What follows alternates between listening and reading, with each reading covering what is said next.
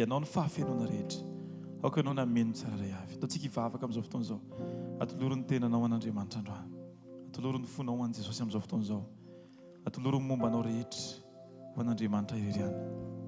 Aza velangina ny vavanao fa tena aoka fotoana anankiray izay hanomezanao ny tenanao manontolo an-tsafidy ho an' Jesosy ity fotoana ity. Atolory azy. Tohizo ny vavakao androany, tohizo ny vavakao. Alleluia. Alleluia, tohizo vavakao, tohizo izany vavaka fandora-tena izany amin'izao fotoana izao. Tena ataovy amin'ny fonao rehetra raha tonga eto ianao dia ataovy tena tsapanao mihitsy fa na segondra ray ara dia tsisy very fa tena iombonanao amin'ny tompo. Misaotra tompo, misaotra anao izay fa ianao no nitondra anay indray eto amin'ny tranonao amin'izao fotoana izao. Misaotra noho ny hafafahanay Jesosy io mankeo anatrehanao toy izao. Misaotra fa ianao nefa nanatritra ny efitra lamba tompo ahafahanay misitraka ilay toerana masina indrindra ho fanatrehanao amin'ny fotoana rehetra izay anantonana ianao amin'ny finoana tompo amin'ny fitiavana Jesosy io dia efa vonina ho anay izany fanatrehanao izany. Eto ianao amin'izao fotoana izao tompo manasa anao tanteraka izay fanamasinao aoka ho feno anao ty toerana ity, aoka ho feno anao izao fotoana izao tompo mangetahitanao loatra izay androany. Aoka ianao hiteny eo am-pony tsiraray avy eto, aoka ianao hikasika ny fony tsiraray avy eto, aoka hisy famanginao manokana ho an'ny tsiraray avy izay tonga eto androany. O fanamasinao, milanao loatra izay, milanao loatra izay, tsy hainay ny manantona ny tompo, tsy mahay tsy hainay ny manantona indray raha tsy tao aminao izay tompo, raha tsy mifanahinao no mitaona ny tsiraray avy.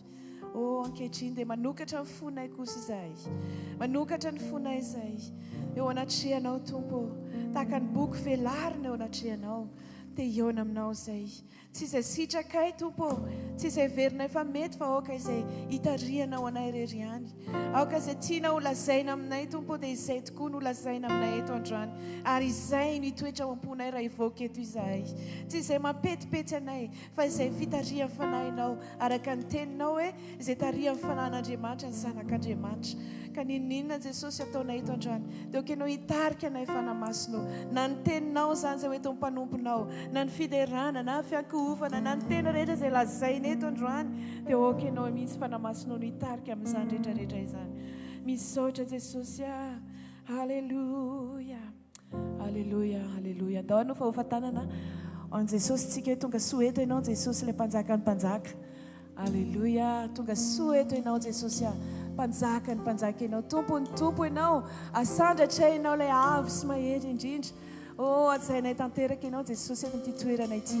Alleluia, alleluia, alleluia, alleluia. Rehefa manantona an'Andriamanitra tsika tahaka ny lazaina eto foana hoe mitady fo Andriamanitra, fo tena tia azy rehefa manantona azy, tahaka ny Maria Magdalena izay tsy nahita fa tsy Jesosy izy teo amin'ilay toerana. Be dia be ny olona tao amin'ilay fanasana fa Jesosy irery ihany no hitany ary dia tena mifantoka tamin'i Jesosy izy. Dia ndao tsika hiteny hoe tompo tiako ianao, ianao no fiainako, ianao Jesosy no mamiko indrindra.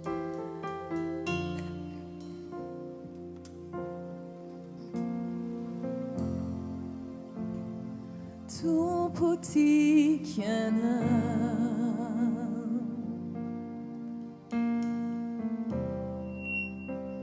ianao no fiainako,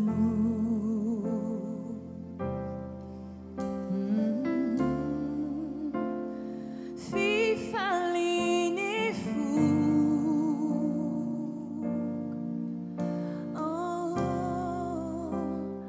asambarako,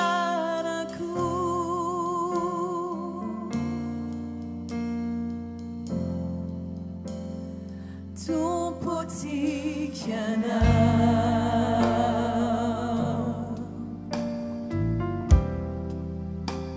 ianao no fiainako, fifaliany foko, ianao no asambarako,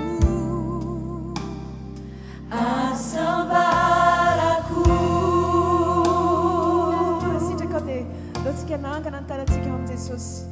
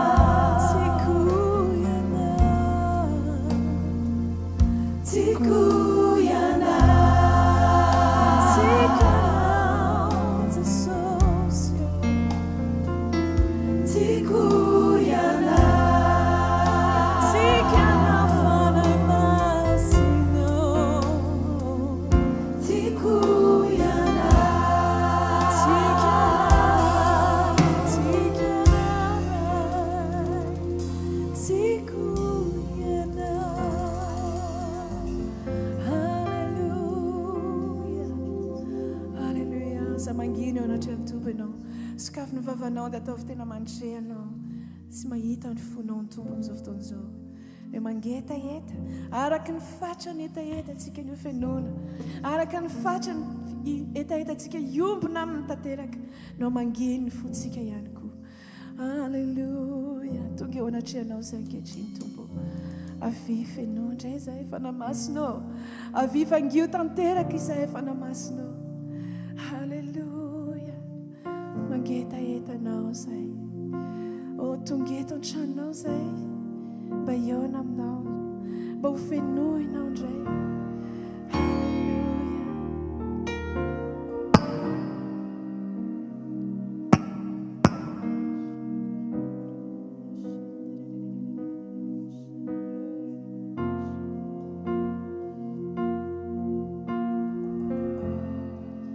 Fanay masino avi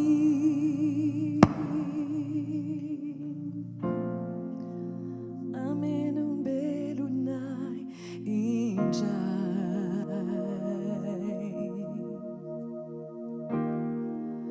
au kitsuka etwani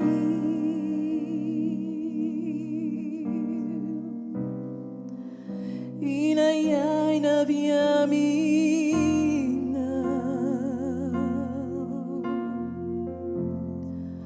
fanai masino avi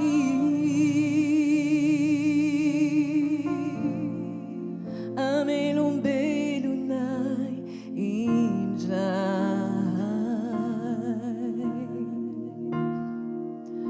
au kitsuka etwani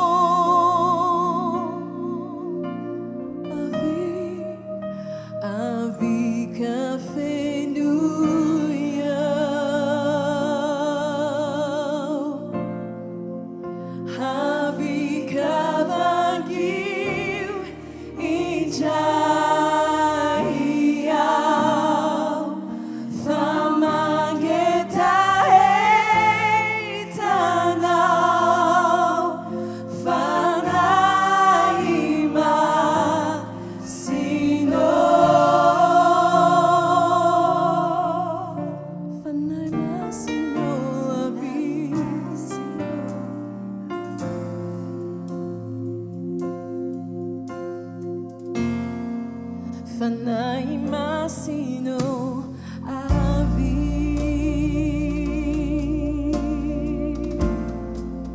amelum belunai injai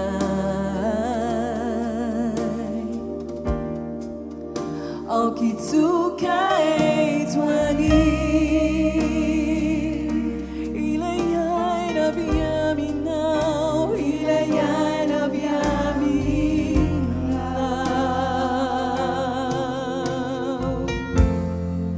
fanai masino avi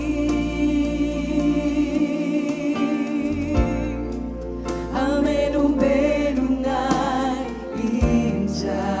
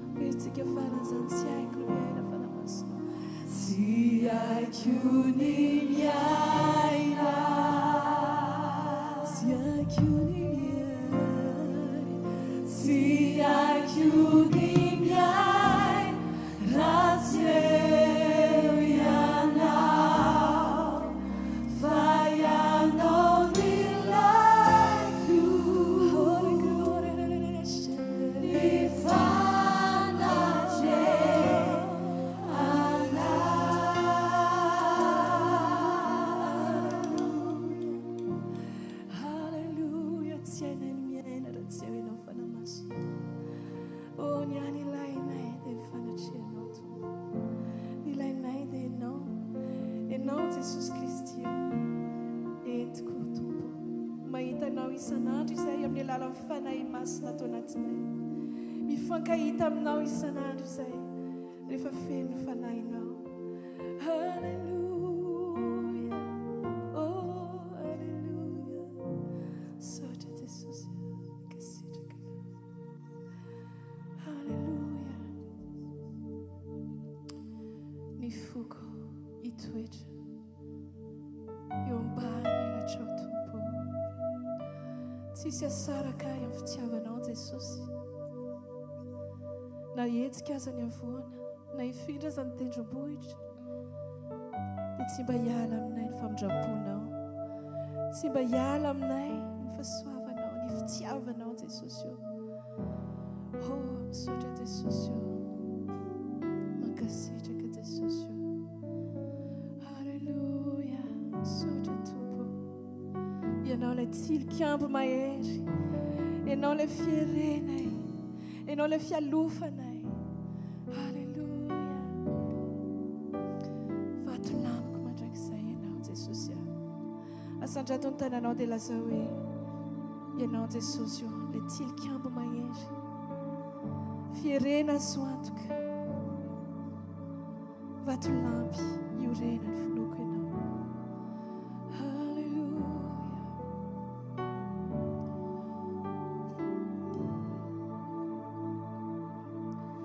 Tilikambo mahery anao, fiarofana azo antoka, fireko mandrakizay, vatolampy famonjenay, ka tsy atahotra eo ambany elatrao no ialofako, teny fikasanao no itoroako, mety iovavoko aizao rehetriza, fa ianao tsy mandao, tia mandrakizay, fitiavana mandrakizay.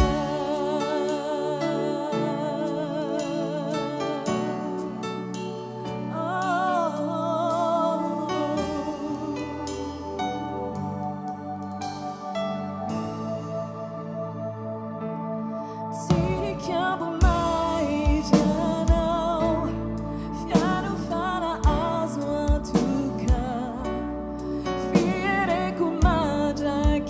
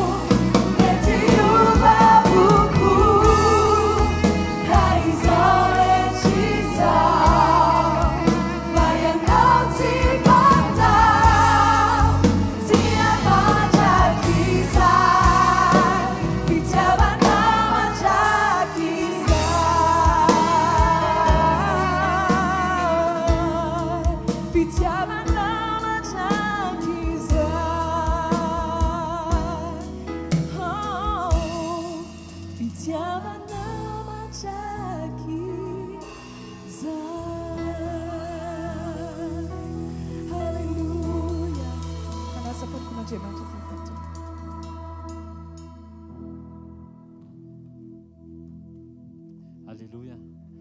Nao tiaka ho an'i Jesosy dia manasa antsika azo toerana tompoko azafady.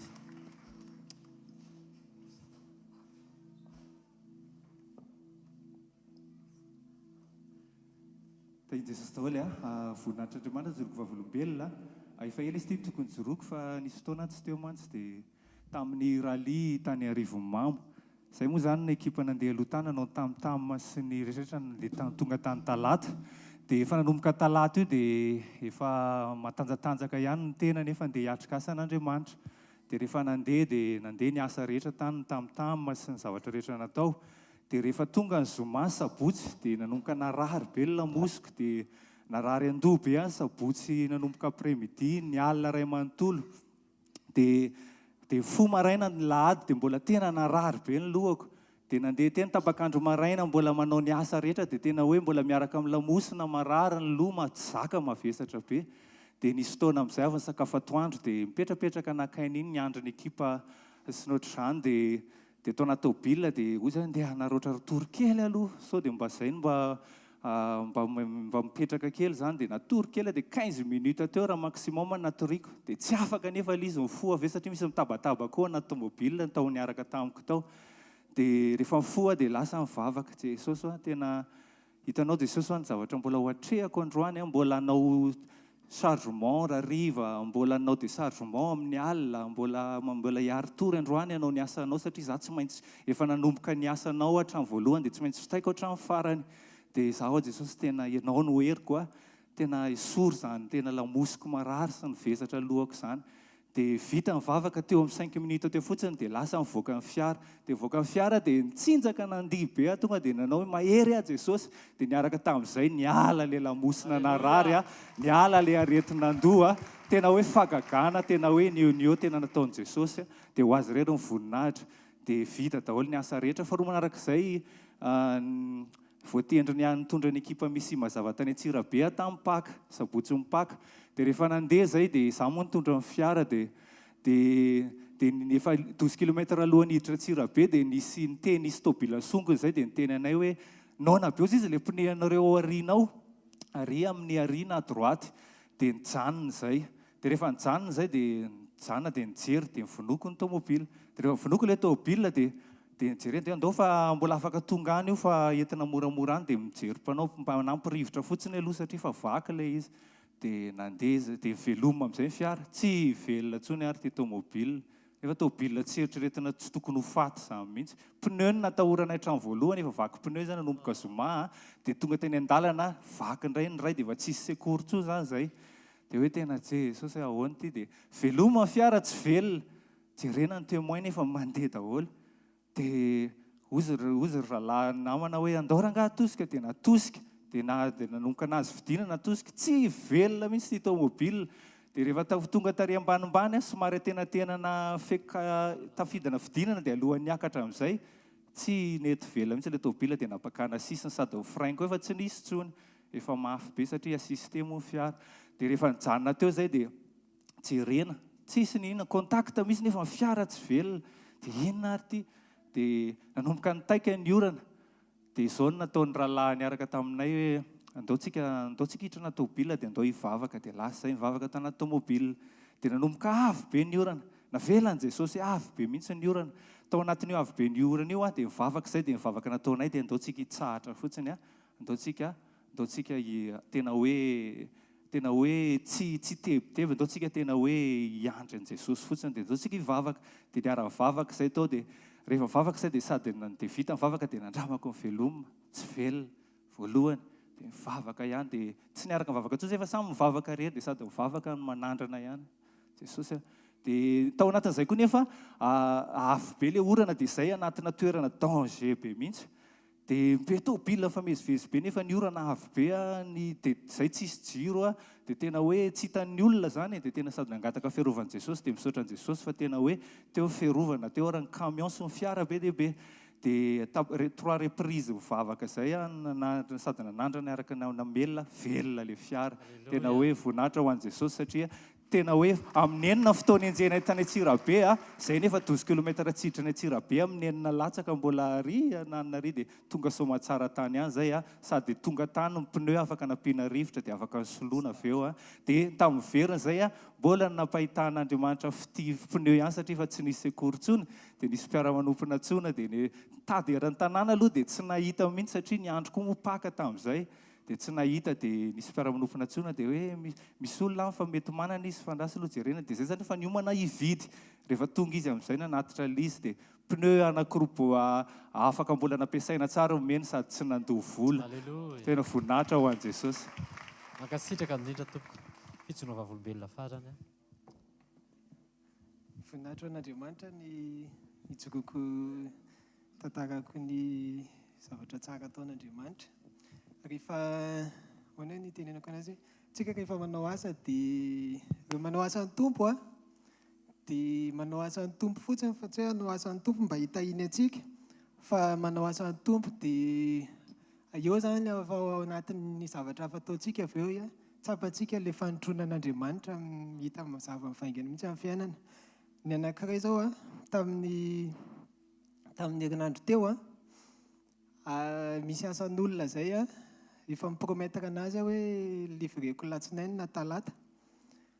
Dia za nefa sahirana be foana satria manao sekoly dia tsy maintsy tonga maraina nefa n'ilay fotoana hoe mba tena hoe mampaconcentré anazy surtout maraina le lakamisy za vao tena afaka miasa lakamisy tsisy sekoly dia ohatran'izay le maraina hatramin'ny folofolo eo no tena mety.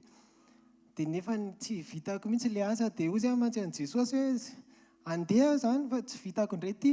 Dia ohatr'izay foana isan'andro tsy vita le asa dia ianao Jesosy mihany io. Dia le olona efa mitabataba be foana mail hoe aiza le plan. Dia andeha hiteny anazy alarobia hoe tena tsy tratrako le plan fa miala tsiny vavaka amin'i Jesosy apio fa calme kely indray le olona. Dia voalohany antso anazy dia efa nisy mail tonga tao hoe alefaso amin'ny zoma indray le plan fa ty misy élément vaovao. Saotran'i Jesosy dia izy zany tena miahantsika foana. Misy anankiray koa zany satria resaka asa ihany dia tonga dia atambatra eto. Misy fotoana izay taloha tamin'ny efa taloha efela be izay moa manao plan anatrano zany ampiasain'ny entreprise. Dia tamin'izany efela be ohatra hoe manao plan zay nisy fotoana nisy manao dalle dia 12 centimètres fotsiny ny épaisseur. Dia tsy maintsy manao reprise le entreprise zany satria diso ny plan anay tamin'izany resaka question 2 centimètre dia eo amin'ny 4800 5000 € eo no factureny 5000 €, tsy haiko hoe firy zany 100 000 €. Anoany zany ohatrany hoe factureny entreprise le bureau d'étude rehefa raha misy 10 ohatr' zany dia mila mitandrina be dia dia efa tratra izay tamin'izany zany. Fa taty aoriana nisy miasa mandeha ny asa dia namoaka plan tamin'izay dia ankizy vaovao moa niaraka niasa tamiko dia tsy dia hakako tsara le nisy zavatra tsy hitako tsara ny zavatra nataony. Dia taty aoriana niala tsy maintsy nasoriko ilay ankizy dia nireprenavako ilay plan dia eo ampandraisana an'ilay plan ako izay vao tonga saina hoe diso be mihitsy ny voana dalina nataony, tena diso be izany hoe misy différence be dia tsy maintsy kasehana zany le izy. Nefa le chantier efa hitako hoe efa nandeha efa lavitra be satria efa ela be le plan dia efa tsy hitako intsony izay atao dia tsy maintsy mivavaka ako hoe Jesosy hoe alohan'ny ilazako an'zareo an'ity aloha dia tena kalmeo izy tsy haiko hoe ahoana ny atao fa efa sur izy zany fa efa couler satria efa mandeha efa enkeniko efa mandeha ny rindrina ny élévation le dalina ambany dia nandefa mail tany ahako hoe tena miala tsiny aho fa diso tanteraka ny planay diso ty niveau ty dia zao valiany zareo tamin'izay hoe efa couler daholo izy nidalina rehetrarehetra ankoatra le partie nyteneninao io. Voninahitra io zany ataon'Andriamanitra mitranga le izy fa fantany hoe efa hivavaka ao anazy ngamba dia mba hisehon'ny voninahiny le izy. Voninahitra an'Andriamanitra. Tena tsisy commentaire intsony zany fa no comment. Alléluia. Zay aloha mandoa le 4000 € aloha zava tsara. Sady hatreto hoe reto zany tsy miresaka raha tsy euro. Ina moa izy teo? Tsy hay tsy hanome voninahitra an'Andriamanitra sao dia bedin'i Jesosy. Resaka fanompoana an'Andriamanitra koa no ijoroako vavolombelona eto. Tsika efa ampianarin'ny mpanompon'Andriamanitra foana hoe bedintsika raha vao manisa, raha vao miantehitra amin'ny ao an-tanana, indrindra hoe hanao asan'Andriamanitra zany. Fa tian'i Jesosy tsika tena hiaina amin'ny fahatokiana sy finoana azy dia tsy hitaintaina. Fa rehefa tena assure fotsiny hoe tena andeha tsara amin'ny sitrapon'Andriamanitra ny fiainanao, marina tsara, be fitiavana, manetry tena sy ny rehetra ampianarina antsika rehetrarehetra ireny assure fotsiny hoe ankatoavinao ny tenin'Andriamanitra dia Andriamanitra manao ny ambony. Ny zavatra nataon'i Jesosy ho an'izay mety efa mahafantatra hoe hanao concert amin'ny 4 juin zany dia raha ohatra ka hoe kajikajy kajikajy eny tsy hoe pub akory ny joroka eto fa ao anatin'le izy fa raha hoe kajy amin'ny olombelona sy hoe manisa ny ao an-tanana dia ohatrany hoe ianao koa ve dia avita hanofa PK 0 zany, ny sono, ny jiro, ny zavatra rehetrarehetra écran sy ny zavatra ohatr'izany dia raha izay mivady mihitsy raha moa fa tsy hoe izaho ihany fa nandeha ampinoana be fotsiny izay hoe tian'i Jesosy hanao an'ilay izy satria tena hoe le monde est en perdition. Ny eto amintsika efa tena hoe ny olona lasa ohatrany intéressé be rehefa mivavaka fa tsy tena hitady an'Andriamanitra dia tian'i Jesosy tena hoe hijorontsika tena hoe aneo an'ilay hoe tena hoe inona ilay fiankofana tadiavin'Andriamanitra marina dia nankatoa fotsiny dia ny zavatra mitranga misy miracle foana isaky ny etapy. Ohatra hoe andeha handoa avansana trano zao dia misy olona manome vola dia ny tena zavatra tena mahagaga tena mbola hoe maniraka goaika Andriamanitra satria tonga misy olona mandondona dia manome valopy anahy dia hoe tia vola euro tsy kely fa betsaka ao anatiny, olona tsy fantatro mbola tsy niresaka tamiko tsy hita masoko any amin'ny firenena lavitra be, olona tsy fantatro firenena lavitra be nitronena na tsiaro nanome fakasitrahana izy zany satria indraindray ohatra hoe misy olona tonga ao ampiasanay dia apiako hoe zao manotantara problème amiko ilay olona hoe zao dia zavatra kely fotsiny ohatra ataoko hoe ay misy olona afaka manampy anao ty contacteo ty dia zao zao zay fotsiny tsy nieritreretiko akory arany dia nefany aveo ilay olona any amin'ilay toerana lavitra be any hoe tia omeo an'ilay madame Vero ao amin'ny ambassade de l'Inde. Zay moa zany. Dia lasa voateny ilay izy. Dia tena hoe misaotra an' Jesosy fa tena hoe nanampy be, tena manampy be amin'ny fanomanana an'ilay asan'Andriamanitra izay ho atao. Voninahitra ao an' Jesosy tsy izaho fa tena hoe izay ny teneniko anareo hoe misy ny fanotronana fa mandehana mpinoana. Andriamanitra mihonoré ny finoantsika foana. Alleluia. Alleluia. Tiako mafy an' Jesosy tsika. Farany raha tsisy tsony atao reny. Dia hanome voninahitra ho an' Jesosy koa fa tsy tafapetraka mihitsy aho eo am-pijoroana eo. Tsy tafapetraka eo am-pijoroana eo. 3 volana lasa angamba izay dia nisy aretina tato amin'ny nanomboka tato amin'ny lamosiko tato. Dia tena ny ratsy be ilay izy satria tsy tafatsangana intsony ahako. Dia misy fotoana mety hoe tonga eto manompo fa toute la semaine tena hoe eo am-bofandriana. Dia rehefa tonga ny tory moa fanendrena ao amin'ny groupe dia ohatra hoe iomanako ilay herinandro izany hoe eto tsy maintsy mitsangana na mesina miaina tena hoe calvaire satria tonga tany amin'ny natao moa tsy maintsy nakany amin'ny dokotera fa efa mandady miala eo am-pandriana makany amin'ny toalety.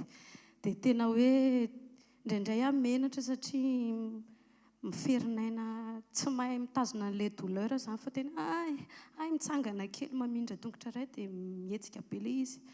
Dia rehefa nakany amin'ny dokotera moa dia hozy izy hoe hernie discale no mahazo anao hozy izy. Dia efa ratsy be ilay izy satria hatrany amin'ny faladizana. Efa tsy vita tsy nijanona tao amin'ny lamosina intsony ilay douleur fa manindrona hatrany amin'ny aty amin'ny épaule aty ka hatrany amin'ny faladi. Dia izao hozy izy tsy maintsy raha ny fiteniny izany dia ohatran'ny hoe nampatahotra be ilay zavatra teneny hoe tsy tokony ho sitrana rééducation ny anaovana an'io izy fa io izy tsy sitrana ianao dia tsy maintsy mandalo amin'ny manao IRM. Dia ilay IRM koa moa rehefa tsy vitan'ny scanner hozy izy fa alao IRM fa tiana jerena mihitsy ny hoe 4e degré ilay izy mba hahafana mitsabo an'ilay izy. Dia nanomboka tamin'izay aloha dia izaho koa moa efa ohatran'ny hoe nisy efa somary salama be foana ilay tamin'ny herintaona lasa. Dia tena hoe nangataka tena nidongy tamin'i Jesosy aho hoe Jesosy tena tsy te hiditra amin'izay process izay intsony aho hoe hiverina atao an'izao dia ho atao an'izao. Dia vavaka.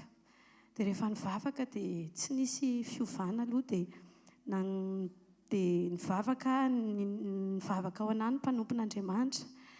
Dia zahako nisy fotoana ny teny ny pasteur John mihitsy tamin'izay niantso anahy izy dia niteny hoe ny tenin'Andriamanitra hozy izy dia tsara lavitra no fametrahan-tanana afaka miditra hatrany amin'ny taolana mikasika manasitrana dia sady manararaotra misaotra ireo izay nitondram-bavaka rehetra. Dia rehefa azoko izay teny izay dia nitazomiko ilay izy. Dia nivavaka dia tonga teo amin'ny bokin'ny salamo angambany izay dia izao ny teny tao hoe ny fo ravoravo hozy izy mahasalama tsara. Dia taitra be satria nanindrona anahy ilay teny hoe fa maninona no nakasika anahy io teny io ny fo ravoravo mahasalama tsara. Teo ano vangin'ny fanahy masina hoe le fo no mila entina mbavaka ho sitrana. Ny teny tao dia nanomboka nangataka tamin'ny tompo aho hoe atsika fony daholo Jesosy izay zavatra mety mahatonga an'izany foko izany satria le fo izany naseho an'ny fanahy masina hoe ao amin'ny fo le marary fa tsy le lamosina. Dia nivavaka dia isan'andro za io tsy tafatsangana io tao amin'ny fanahy masina andiny teny. Dia tonga saina amin'ny tsy haiko tsika vehivavy tsika reny indraindray manana an'izay le stress lava ny fiainana satria ohatrany hoe eritreretanao daholo io rehetrarehetra io. Dia mety hoe ataonao ety ivelany ilay izy ohatrany hoe tsy manina fa ny anaty kay indraindray misy fimonomonomana izany hoe dia iza izany mba hijery anahy. Dia tao anatin'izay koa nefany miara-miasa soa daholo ny zavatra rehetra. Izay moa zany efa ela nanao trano fa mbola tsy vita mihitsy le finition dia matsaka dia mbola tsy misy hoe rano zany. Dia ao anatin'izay isan'ny voamay mafy be ilay izy amin'ilay lamosina marary be. Dia teo dia nipetraka dia eo am-pandriana dia netiko teo amin'ny tompo Jesosy tena mbola tsy nameko anao daholo ny partie rehetrarehetra tao anatin'ny foko. Fa manomboka izao tena hoe hoetiko eto dia naseho amin'ny fanahy-masina teo hoe ianao miavonavina, ianao kizitina loatra, ianao tsy maintsy ohatran'ny hoe tia mametrapetraka zavatra, perfectionniste loatra, tsy maintsy miteny foana titinina. Dia saotra ny tompo fa izao ny zavatra hitako indraindray nanomboka azoko ny fanasitranana tsikelikely. Miesitra ho azy ireo mitao amin'ny tongotra. Plus mahazo tenin'Andriamanitra, plus tena sokafako an' Jesosy ny foko hoe sitrano ity Jesosy. Dia zavatra ny anarako tao amin'ny fanahy-masina anankiray ngeza be dia izao. Rehefa tena ny elikotsika zany endry be ilay fanahy-masina, tsy ary tonga dia ho avoakany eo raha tsy efa fantany mihitsy ny fotsika hoe tena te hiova io. Dia rehefa amin'ny fotoana ianao tena te hiova dia aza gaga ianao fa be da be ny etalen'ny fanahy-masina eo hoe reo ary dia vonona venao hiala amin'ireo. Dia mbola tsy tanteraka fa efa henoko mihitsy isan'andro lasa tsapako ny asarobidin'ny tenin'Andriamanitra.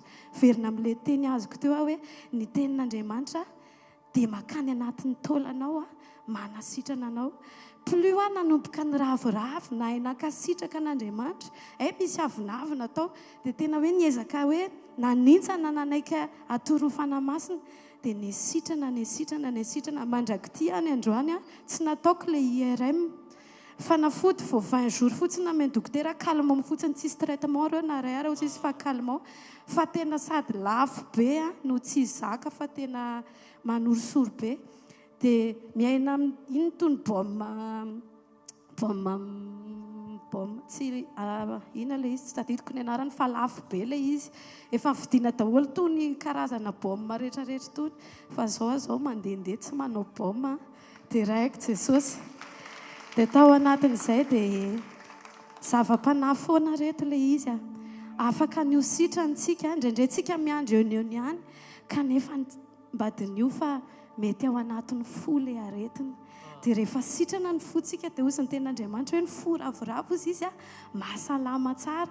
Dia rehefa ravoravo ny fotsika dia miabandona ho azy ny fanahiny aretina tsy manan-kery eo amin'ny tenatsika. Dia ampahery atsika hoe izay mety hoe marary androany dia atolory an' Jesosy ny fotsika ny rehetra ao anatintsika mihitsy. Dia farany zava-panahy tao anatin'ilay izy mety hoe aretina le izy fa be da be ny tonkiram-panahy azoko tao anatin'ilay fitoerana le fahanginana na ny mehira be indray Jesosy ao anatin'ilay izy dia ho anazy ny voninahitra. Ary momba n'ilay dosy teo tena ohatrany hoe nidongy Jesosy mety hoe efa nanaiky taminao hoe tsy maninana tsy mahazo etiako ary fa mba midongy kely fotsiny hoe raha sitrakao. Za Jesosy tsy manana moyen satria tao anatin'izay tsy afaka niasa mihitsy ako. Tsy manana moyen izay mivady raha hoe hanao an'ilay izy fa mba midongy tsy haiko izay fomba ataonao. Dia tena magaga Andriamanitra fa vita somatsara.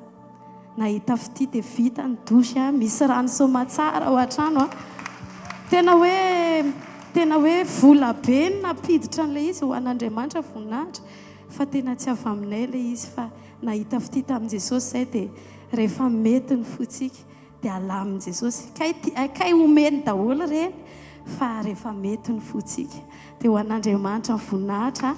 Mino afa misy sitrana koa eto androany tahaka anahako ny anaran'i Jesosy. Alleluia. Nao tsika hitsangana, nao tsika hisaotra an' Jesosy. Jerevy tsara, misy teny omen'Andriamanitra antsika rehefa faran'ny taona na voalohan'ny taona amin'ilay réveillon iny. Dia ny taonantsika miankina amin'ny fitoepontsika manome izay takian'Andriamanitra amintsika ao anatin'ilay taona. Teny izy hoe aza manisa, ilay fijono vavolombelona rehetrarehetra teo tsisy effort personnel fa tena hoe Andriamanitra miteny dia efa misy vokatra miandry. Dia hozy izy taty bobo teo hoe le toe-po tena hoe vonona ve, fa rehefa vonona ianao tsy vola ny ilainao, tsy fanafody ny ilainao, fa Jesosy no ilainao. Amen. Ndao tsika ankasitraka ny amin'ireo teny rehetrarehetra, mahita ahako fa io fiainanao io miandry ny toe-ponao fotsiny Andriamanitra. Toe-po no andrasan'Andriamanitra, tsy fahafahana no andrasan'Andriamanitra, fa toe-po. Tsy fahasalamana no andrasan'Andriamanitra, fa raha zany izy namorona anao. Ndao tsika hiteny amin'i Jesosy. Jesosy mankasitraka fa miteny aminay ianao, ary mbola hiteny aminay ianao rehefa avy eo. Jesosy aoka ho tsapanay ny asarobidinao miresaka aminay. Aoka ho tsapanay ny asarobidin'ny teninao izay manitsy anay isan'andro isan'andro. Mihoatra lavitra no fiandrandran'ny nofo ny zavatra eto amin'ny tany. Ny fiandrandranay anao miteny sy ny fanomezanay ny toe-po vonona anomeza takinao Jesosy. Aoka tsy handrandra fanasitranana izay, fa hiandrandranao. Ianao Jesosy ilay mahita ny farany hatramin'ny voalohany. Ianao no namorona anay. Eny fa na mbola tsy ary izay mbola tsy nitorotoronina, dia efa nanana planina tsara ho anay ianao. Izay mahatonga anao mandefa teny amin'ny faran'ny taona sy voalohany taona. Mandefa teny isaky ny latsinainy, talata, larobia, zoma ary sabotsy. Mandefa teny, mametraka teny eny ambava amin'ny mpanomponao mba hifanena anay amin'ilay ao am-ponao. Jesosy aoka izay tsy hanamafy ny fonay, fa hanokatra ny fonay ary hankasitraka anao ninona zavatra misy eto amin'ny fiainanay. Jesosy Kristy avy any Nazareto, raisoanao ny dera sy ny laza ary ny voninahitra. Mandrakizay misaotra ny amin'ireo teny, misaotra ny amin'ireo zavatra nataonao teo amin'ny fiainan'ny mpiara-manompo, ny fanasitranana, ny fiahina eny an-dalana, ny fitsinjovana anay tsirairay avy, tena hoe hiankina aminao hatramin'ny antsipiriany indrindra. Esorina ny fieverana fa mety satria efa nanao an'izao fa miankina aminao zato isan-jato. Jesosy Kristy avy any Nazareto, ianao ny rehetra ho anay. Tsinitsiny izay raha tsy eo ianao, ary tsinitsiny izay fa noho ianao dia ohatra ny mba misy jerena ihany izay. Jesosy ianao no antony izany. Raisoanao ny dera sy ny laza. Mandrakizay ndao tsika iorakoraka mafy ho an'i Jesosy, adraisantsika amin'ny mpanompon'Andriamanitra. Alleluia. Mahazotoerana tompoko. Tena hoe misaotra an'i Jesosy fa afaka manana opportunité foana ampitondray ny teniny. Misaotra an'i Jesosy ny amin'ireo vavolombelona izay ataony, satria izy ny tompon'izany dia ho anazy rery ny voninahitra. Donc atsika inge ao amin'ny Luc 7 amin'ny 6 amin'ny anaran'i Jesosy hoe ary Jesosy nandeha niaraka taminy, ary rehefa mbeo akaiky ny trano izy ilay kapiteny dia naniraka sakay izy hitsena azy ka nanao taminy hoe tompoko, aza manahirana ny tenanao ianao, fa tsy mendrika ny idiranao ambany tafitranoko aho. Tena hoe mila mandeha miaraka amin'i Jesosy tsika, tahaka ny ainan'ireo olona izay efa nisitraka vavolombelona avy amin'i Jesosy. Raha ohatra ka tsy miaraka amin'i Jesosy tsika dia tsy mahay manao na inona na inona, na manana zavatra hoe fahasoavana sy fahaizana sy talenta tahaka ny inona azy misy limitiny io. Tena hoe afaka miteny an'izany koa misitraka an'izany fiarahana amin'i Jesosy izany, satria misy zavatra tena hoe any amin'ny toerana tsy eritreretinao, tena azo ataontsika hoe tany tsy misy Andriamanitra, satria tena hoe ngazana, fa any no anehoan'i Jesosy hoe eo izy. Tena hoe tsy mivavaka akory ianao hoe misy an'izao Jesosy androany dia ahoana izany, fa tena eo amin'ilay anao lefa le mitsahatra kivikivy tsara iny dia eo Jesosy manome azy. Tena hoe mitsahatra satria kivy, mitsahatra satria tsy hisy atao intsony, fa mitsahatra satria fantatrao fa misy solution mipoitra eo rehefa avy eo. Dia Jesosy miasa eo. Tahaka an'izay koa ty rahalahy kapiteny ty, fantany fa rehefa miaraka amin'i Jesosy izy dia misy vokatra azo ny sitrahana. Tahaka an'ireo lehilahy ihany koa ilay niaraka tamin'i Jesosy, rehefa nitsangana izy dia tsy nahafantatra akory izy Jesosy niaraka taminy, fa tena hoe efa niara latabatra tamin'i Jesosy izy, efa nanapaka moa izy fa tonga saina hoe hay Jesosy ty, ny trano tao an-tranony. Dia mila tsika mahafantatra fa eo amintsika foany Jesosy. Ary Jesosy dia naka ny toerantsika mba hahatonga antsika hisitraka famonjena izay vitany, mba hahatonga antsika handray fanomezana avy any aminy. Tsy hoe mendrika tsika dia manana an'izany na hoe tokony handray an'izany, fa satria Jesosy ny nanome azy, Jesosy ny safidy hisotro ny kapoaka tsy tiany ho antsika mba hahatonga ny famonjena hisitrahantsika. Nitsangana Jesosy satria nanaiky ny fitondran'Andriamanitra izy, ary tena hoe fantatr'Andriamanitra ny programa izay hitranga eo amin'ny fiainan Jesosy, fa tsy navela ny andahy izy mba hahatonga antsika ho voavonjy. Misy fahalalana manofo, misy fisainana manofo men'Andriamanitra antsika, tsara be zany, satria raha tsy manana fahalalana tsika dia ringana. Ary mila minontsika fa hain'Andriamanitra atao ny zavatra rehetra, ary mila minontsika fa Andriamanitra dia fanahy, dikan'izany ao amin'ny fanahy zany ny vahaolana, fa tsy ao amin'ny ara-nofo mihitsy. Ao amin'ny Jaona 8:8 amin'ny anaran'i Jesosy dia niondrika ozy izy, dia niondrika indray izy ka nanoratra teo amin'ny tany tamin'ny ratsan-tanany. Jereo nge le vehivavy tamin'io le toetoetra ny ainan'i Jesosy tamin'io, le vehivavy io rehefa voapanga, hita profita maso izy fa olona meloka, fa tsy nininy jery azy Jesosy fa niondrika Jesosy, satria tsy tahita an'le fanamelohana izy misy famonjena efa nomanino azy ary ny saina izy hoe ahoana zany no hanavotako an'ity zanako anankiray ity. Mety efa nisy zavatra hampangan'olona anao, mety misy zavatra efa tena hoe mibaribary eo mason'ny fiarahamonina fa meloka ianao, fa Jesosy tsy mba manameloka anao zany. Jesosy momba anao satria zanany ianao, satria tiany ianao, ary tsy mahitanao izy eo amin'ilay otany izy efa vitanao iny fa mahitanao izy voavonjy, mahitanao izy anaraka ny sitrapony, ary mahitanao izy aneho ny tsara mikasika azy eo amin'ny fiainanao. Nijoro teo anoloan'i Jesosy le olona voameloka, zany hoe teo anatrehan'ny tompo izy, eo anatrehan'ny présence an'i Jesosy dia tsy maintsy misy famindrapo. Eo anatrehan'ny présence an'i Jesosy dia misy famelan-keloka foana, ary efa voasoratra fa efa voavela ny helokontsika, efa voasoratra fa efa avotritsika, ary tena hoe mendrika an'izany tsika satria efa mifidian'i Jesosy zany.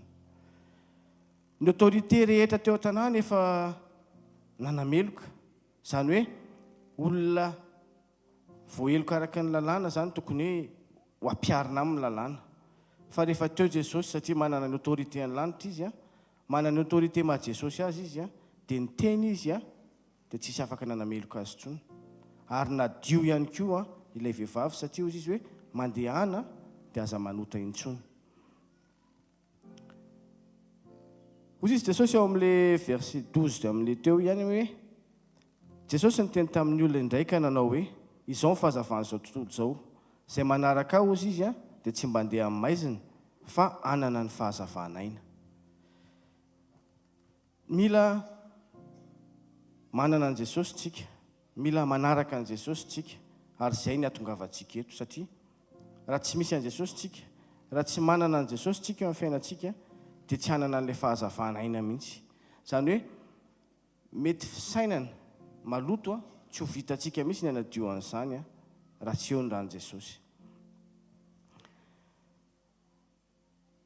Misy conviction, misy hevitra avy aminao ahatonga anao hanapa-kevitra hanaraka an' Jesosy zany, satria nino azy ianao, satria mahafantatra azy ianao, dia mila mandeha eo amin'ny présence antsika, manatrika ny fotoana antsika, manatrika ny sekoly izay amentsika, manaraka an'izay teny ataontsika mba hahatonga ny lalàna tsy hanakery hanameloka anao tsony, satria rehefa mianatra amin'i Jesosy tsika dia afaka misitraka ilay fahasoavana avy amin'i Jesosy ihany, afaka misitraka ilay fanontonana izay ataony eo amin'ny fiainantsika, satria efa nyteny izy a fa hanotrona antsika izy ary efa nyteny izy a fa hamangy antsika foana izy dia afaka misitraka famindrapontsika afaka mahita fity amintsika satria miara-dalana aminy ary satria tsika mihevitra momba n' Jesosy ihany koa dia mihevitra atsika izy satria ozy izy hoe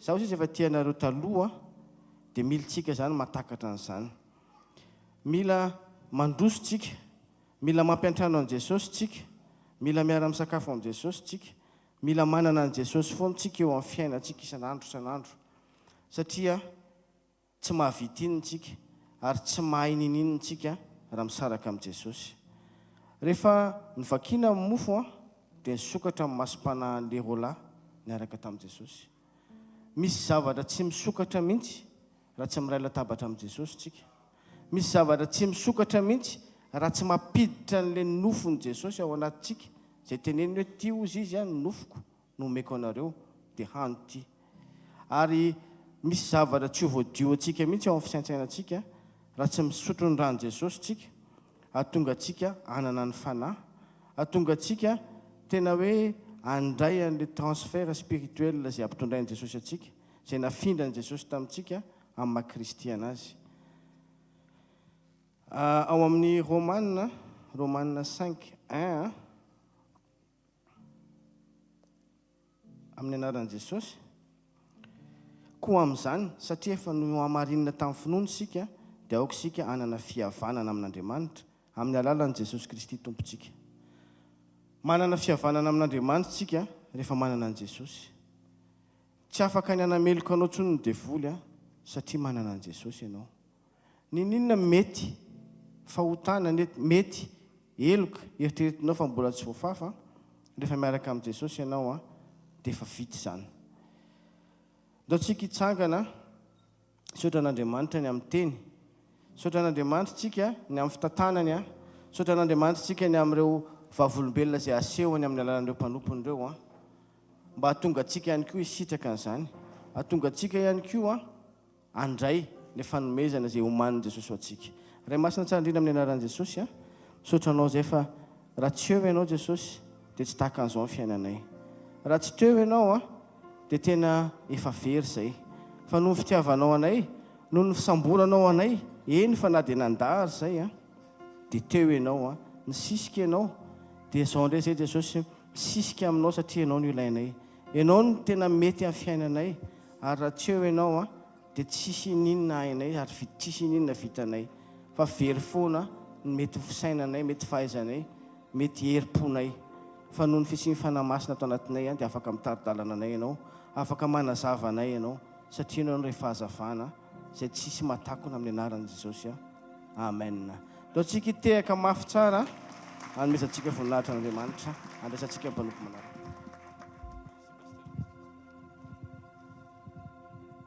Alléluia. Dao tsika hitehaka mafy tsara ho an'i Jesosy a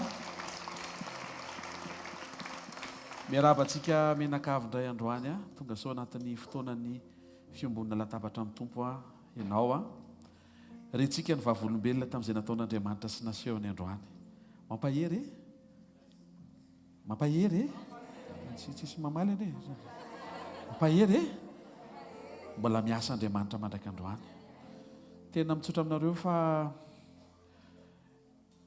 rehefa apetraky Jesosy ho lohany amin'ny zavatra rehetra dia miasa ho azy izy saintsay ilay vavolombelona teo hoe herinandro manomana an'ilay fanompona indray mandeha 40 minutes efa kikisana mihitsy ny ianao mbola misy vavolombelona dia mbola misy anina herinandro manomana an'ilay izy satria sarobidy ilay izy mety isaky ny sabotsy maraina ihany ianao no afaka manatrika eto homany mandritry ny herinandro ny fahafahanao miona amin'Andriamanitra eto amin'ny fanatrehany za moa dia mijoro volombelona fa misy taona vitany eto dia KO sabotsy tontolo andro lahady dia matanjaka indray latsinainy marina dia manao sekoly indray verina avy andray amin'ny sivy KO indray tonga indray talata manao sekoly indray satria tsy KO na tsy KO na oke tsy problème zany fa rehefa sekoly dia sekoly fanatrehan'Andriamanitra fanatrehan'Andriamanitra dia misaotra ny to fa mbola velonaina ohatra mbola tsy maty aloha dia rainy Jesosy velonaina sao matsara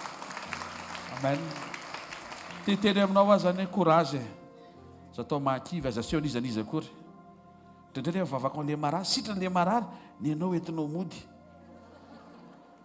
misy taon'Andriamanitra ohatr' izany eny asehon'Andriamanitra hoe sao de mizezy teo fa tsy anao io proof fampitondraiko anao fa ny anao aloha miandry satria fantatr'Andriamanitra fa ianao te hiaraka amin'ny foana zay moa le lesinao maly te hiaraka amin'ny foana ianao na efa sitrana na mety mbola miandry ny anjara fanasitranana ao fantananao dia mivonahitra ny tompo fa isan'izay nasaina ianao ka tonga eto androany mankasitrahany fonao manontolo fa mahatoky Andriamanitra manan'Andriamanitra tsara ianao tompo izy Andriamanitra izy ray izy zoky izy mpanjaka izy mpamonjy izy Andriamanitra mahery izy mpamorona an'izao rehetra izao Andriamanitra ny hery izy ny fiandohana izy ny fiafarana izy no fotoana izy no rehetra izy no ilainao izy no ampinga mety ho anao ary izy ny valim-pity tsara indrindra ho anao araka ny teny tamin'ny Abrahama izy ny rehetra teny ilaintsika ary izy ny fahafenoana mahafeno ao anatsika tsy hananantsika fahatsapana misy banga eo amin'ny fiainantsika izy no ivo ny fiainantsika ary izy ny nahavita namonjy antsika tao amin'ny fotaky ny fahotana tao amin'ny fahaverezana sy ny faharatsiana ary tao anatin'ny aizy ny fampahoriana Jesosy avy any Nazareta no anarany nampanantena izy fa hiverina hakanao ary amin'izay fotoan'izay dia efa nilaza izy fa ho fafana ny ranomaso hoe sorona ary hiala tsy eo amin'ny fiainantsony ny fanentainana ny fampahoriana ary ninonina mety manjoanao androany miombona aminy amin'ny fifaliana mankalaza azy ao anatina fanjakana tsy azo ampiororona ianao ny fanjakan'Andriamanitra efa napetrany ao anatinao misokatra ao anao ny fanjakany lanitra misy fanjakana manohana ianao tsy mandeherery ianao tsy kamboty ianao misy mpanjaka mihevitra amin'ny fiainanao ary manana planina mipetrapetraka izy atonga mivonany iseho amin'ny fiainanao ao fantanao teny fotsiny Andriamanitra ao misaotra betsaka misaotra fa mbola velonaina misaotra fa mbola manana sofina afaka mandreny-teny ampinao ahy nokatra amin'ny foko afako mifandray aminao hoentinao eto amin'ny fanatrehanao mba afaka hisitraka amin'ny fahavokisam-pifaliana misaotra karazana fahafenona miteraka fahafampo ato anato misaotra ny fitondranao sy ny fitantananao tsy mivalibavaka ihany fa ny fotoana mbola iandrasako ny fotoana malinao ahy tsy le fahaizaka mametraka planina ho amin'ny fiainako fa le fitondranao tsy misy tsiny tsy misy raraka tsy misy kiana fa le planina tsara feno voninahitra le planina tsara indrindra ho ahy raiso ny voninahitra tompo izay mendrika anao hatramin'ny taloha ankehitriny ary mandrakizay amin'ny anaran'i Jesosy Kristy avy Nazareta alleluia amen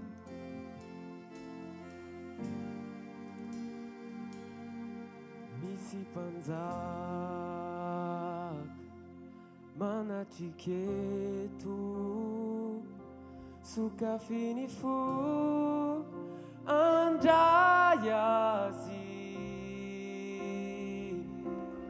ny fiderany no anjakany ny fahasoavany no anenikantsika izy mandal ireo enta mavesatra ireo amboary rehetreo atongony misy andarana ambony andarana rehetra Jesosy Kristy mpanjakany mpanjaka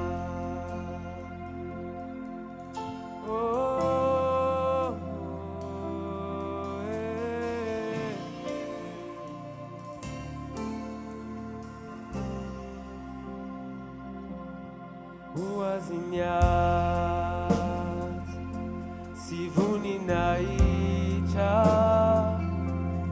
bebikilai nanjeswanti nalevina itangana mike nifasana zinatazunazi nifidera deuazi manjakizai ilananjes tupunifanalai isianarana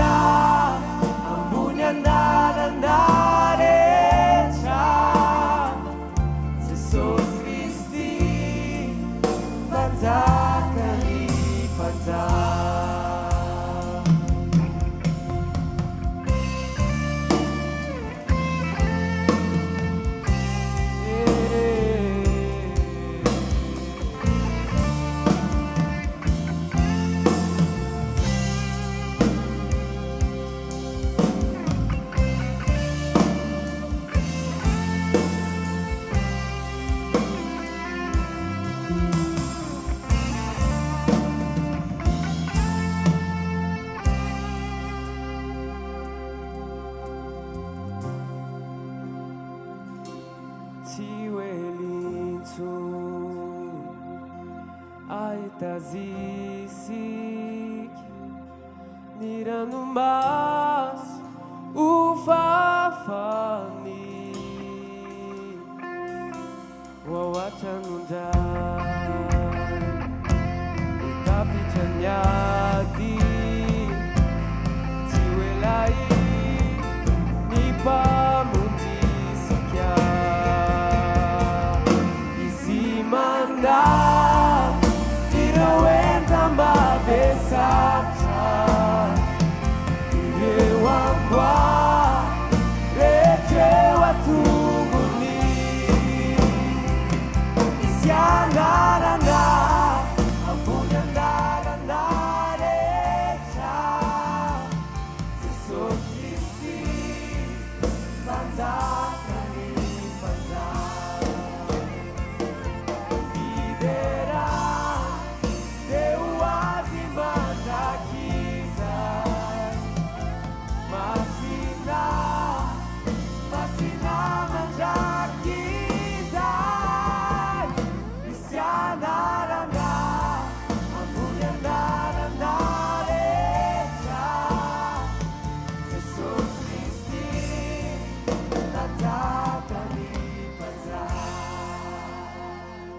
Jesus Christi panzakani panza Jesus Christi panzakani panza Kura kawan Jesus moe Manan zay Jesus manana anao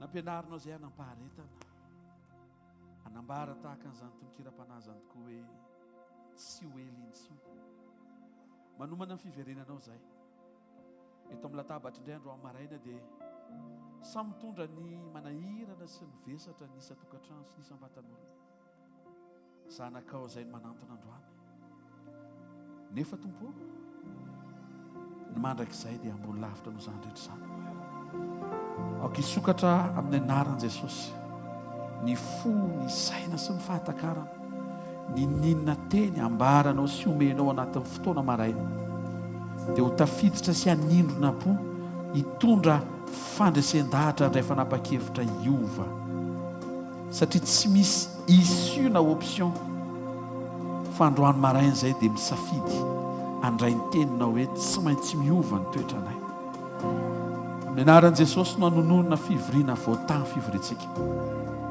ho voarainao amin'ny anaran'i Jesosy ny fitahim-panahy rehetra ny man'Andriamanitra ao amin'ity programa maraina ity miombona amin'ny tompo ianao nofony sy ny rany miombona latabatra aminy ianao manomboka ampianara fanamasinao tena iombona aminy amin'ny zavatra rehetra amin'ny anaran'i Jesosy tononona fa tsy miala maina eto amin'ity fotoana ity ianao amin'ny anaran'i Jesosy Kristy avy Nazareta dao tsika mbola nambara amin'ny tompo fa eo anilany eo amin'ny fanatrehany ary miaraka aminy no irin'ny fotsika tsy mampaninona zay mety ho lalovana setrehana tsy mampaninona zay miandry tsy mampaninona koa zay mety mbola tsy miala mbola tsy miova fa ataovy misy ataovy teraka ao amponao ty fandresen-dahatra ty tompo eo anilanao fa rehefa eo anilanao dia mety tena io kaikinao io zavatra lalovanao io hoe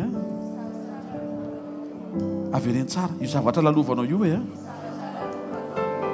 manana fanantenana hoe fa vitan'i Jesosy io hoe mety efa tsisy mino ntsony hoe fa Jesosy mino hoe fa mbola possible ankahanao teneno izy mino miaraka aminy hoe misy olona eto zay fa mitondra ny fahadisom-panantenany tonga eto tonga soa tonga soa dia ho eto eo amin'i Jesosy ny fahadisom-panantenanao fa ho hitanao ny herin'izany Jesosy zany ho eto aza velany an-trano ho eto atsomaka ty mihitsy izy ary za efa nanaraka anao mihitsy izy mety tsara mihitsy aloha izy ahen'ny teny fahamarinana eto amen misy olona tonga etony koa efa manomboka efa hoe tsy pastera mandrakizay sisa no manina fa alohan'ny zafikely angamba n'izany nofinofo vision zany te laza aminao ary dadabe sy bebe te laza aminao ary papisy mamia te laza aminao ary pepe sy meme zay fiantsonareo azy zao ny tenenin'ny baiboly amin'ny andro farany no andatsahako amin'ny nofony ny fanahako ary nylay antsa nonofy mba olomen'Andriamanitra opportunité sy possibilité zay rehetra efa vokiandro sy olona manatrika eto velomy nofinofy tao mbola vitan'i Jesosy zany dia zareo ane ny olona efa zoky olona mbola sain'Andriamanitra manofy maika ave anao maintsy volo kely io vitany tompo ranga io fa aza kivikivy a courage ianao aza vela horaraka za mihitsy o moral anao fa mahery ny Andriamanitra ao aza mijery ny fotoana mandeha jereo Andriamanitra tsy mihitsy na Andriamanitra tsy mihetsika dia atao vaoamponao hoe tompo le miaraka aminao mihitsy ny mahafinaritra ava fontananao dia antsika iombona iray amin'Andriamanitra ty tononkira-panahy aloha ny irosotsika fampahirezana amen sotra Jesosy tiako ny hoe anilanao sy ny fanatrehanao idera sy ankalazanao Jesosy tao miao anilanao izay misy anao no tiako mba hisy aiko iara-paly aminao sy ny voninahitra izay misy anao no tiako mba hisy aiko te hitoetra ny ilanao tiako ny eo anilanao tiako ny eo anilanao sy ny fanatrehanao idera sy ankalazanao Jesosy tao miao anilanao mbo ilasika hoe tiako ny eo anilanao Jesosy a tiako ny eo anilanao sy ny fanatrehanao Jesosy idera sy ankalazanao Jesosy tao miao anilanao zay misy anao izay misy anao no tiako mba hisy aiko iara-paly aminao sy ny voninahitra izay misy anao no tiako mba hisy aiko te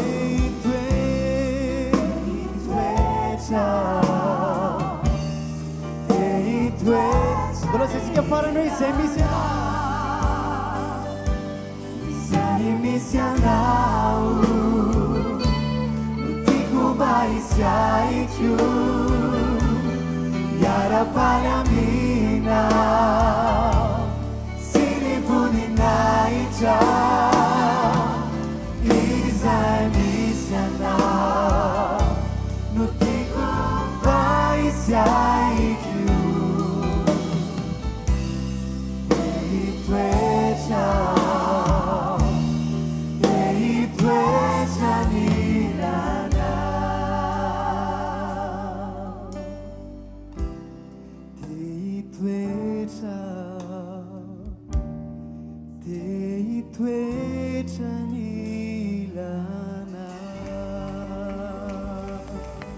mazao teo na vetivety a avetransika dia iroso amin'ny fitoizan'ilay fampahirezana ny tompo antsika omaly a tiako a ny eo anilanao a tapany a faharoa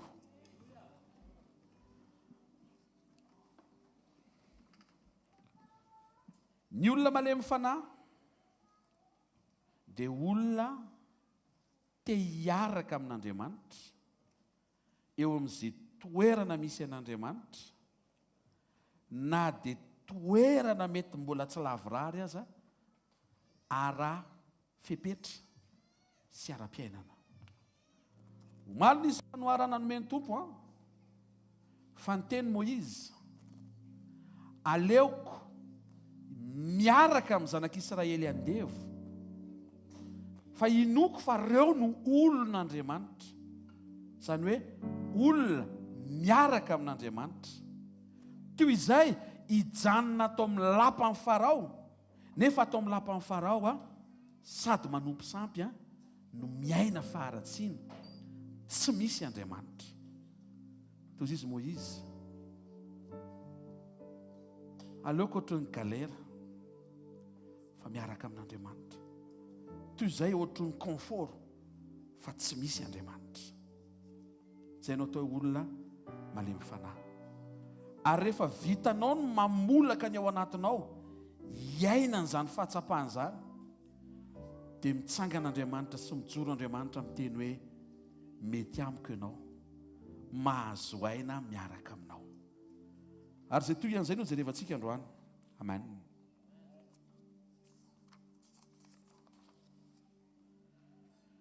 Ny olona tia ny fanatrehan'Andriamanitra mihoatra noho ny fepetra maha-olona, izay ilay confort. Izany hoe manomboka hitanao amin'izay fa tsy confort total ny tena fanaperana fa Andriamanitra. Ny itovizan'ny olona dia samy manana faniriana mba hety tsara amin'ny fiainany. Alleloia. Mety tsara ny tokantrano, mety tsara ny ankizy, mety tsara ny asa, mety tsara ny fahasalamana, mety tsara ny ara-bola, eo amina firenena mandeha tsara, mety tsara ny mpitondra, ny alika salama, vovo tsara amin'ny alina, ny fitoeran-tsakafo feno tsara, provision pour 3 ans vonona. Azo reo ve manana an'izany faniriana izany daholo ny olona. Fa ny an'Andriamanitra tsy izay fahafenoana hita maso izay, fa izy mihitsy aloha mameno anao. Ka tsy maninona na mety tsy ho feno aza ny hita amin'ny masonao, fa renao fa Andriamanitra mameno anao, dia izay ny zava-dehibe amin'Andriamanitra. Ary tokony ho izay ny zava-dehibe aminao. Raha ny lojika dia tokony fikitra tao amin'ny lapan'ny Farao Mosesy. Na dia nafantatra izy hoe zanaky ny andevo, dia klaseny izany resaka izany fa efa mba lasa andriana loko, fa lasa zafikely amin'ny Farao. Plasy tsara izany raha maha-olona. Fa izy Moizy, plasy ratsy izany satria mpanompo sampy. Fa iza misy an'Andriamanitra any amin'iretsy olona ory retsy. Eo amin'izay ilay izy, aleoko miara ory any amin'izay misy an'Andriamanitra. Toy izay ohatra mifaly vetivety eo amin'izay tsy misy Andriamanitra. Andro maraina manokana ataovy resy lahatra ny ao anatinao, fa ny misy Andriamanitra ny mampety anao, ary ny miaraka amin'Andriamanitra ny asambatra anao. Tsy afaka amin'ny fotoana farantsika hoe tiako ny eo anilanao, efa amin'ny farany fa teny androany dia efa mametraka anao Tompo, ny eo anilanao mety amiko. Mety teny Tompo hoe miaraka amiko anie zanak'olona anie tsy manina dia nitriany lohany. Jesosy rehefa tonga teto ambony tany tsy nanana ny rehetra ny ilainy feno sy vonona teny tanany, fa nanana ny fahefana hibaiko izay ilainy kosa tao anatiny. Raha jerena izany ny kesin'i Jesosy dia tsy mahavita manao ninninina, fa raha jerena ny alehiben'ny Andriamanitra ao anatin'i Jesosy, afaka mamorona tany fanondrony. Mba asitehako ny olona mahita hoe Andriamanitra rangahy dia lehibe. Hitanareo amin'izay tsy tian'Andriamanitra ianao hiankina amin'ilay zavatra azo isaina. Lesina nanomboka tamin'ity taona ity ilay aza manisa, satria vao manisa ianao to dia misaina hoe ndry tsy afaka mianatra ny an-dafy ianao zanako, satria manisa ianao. Toy izay Andriamanitra hoe fangaha nisa tsy voaisa eo aminao nga ny hampandehany io, zaho mampandehany io. Ianao tsy alefako fa io alefako.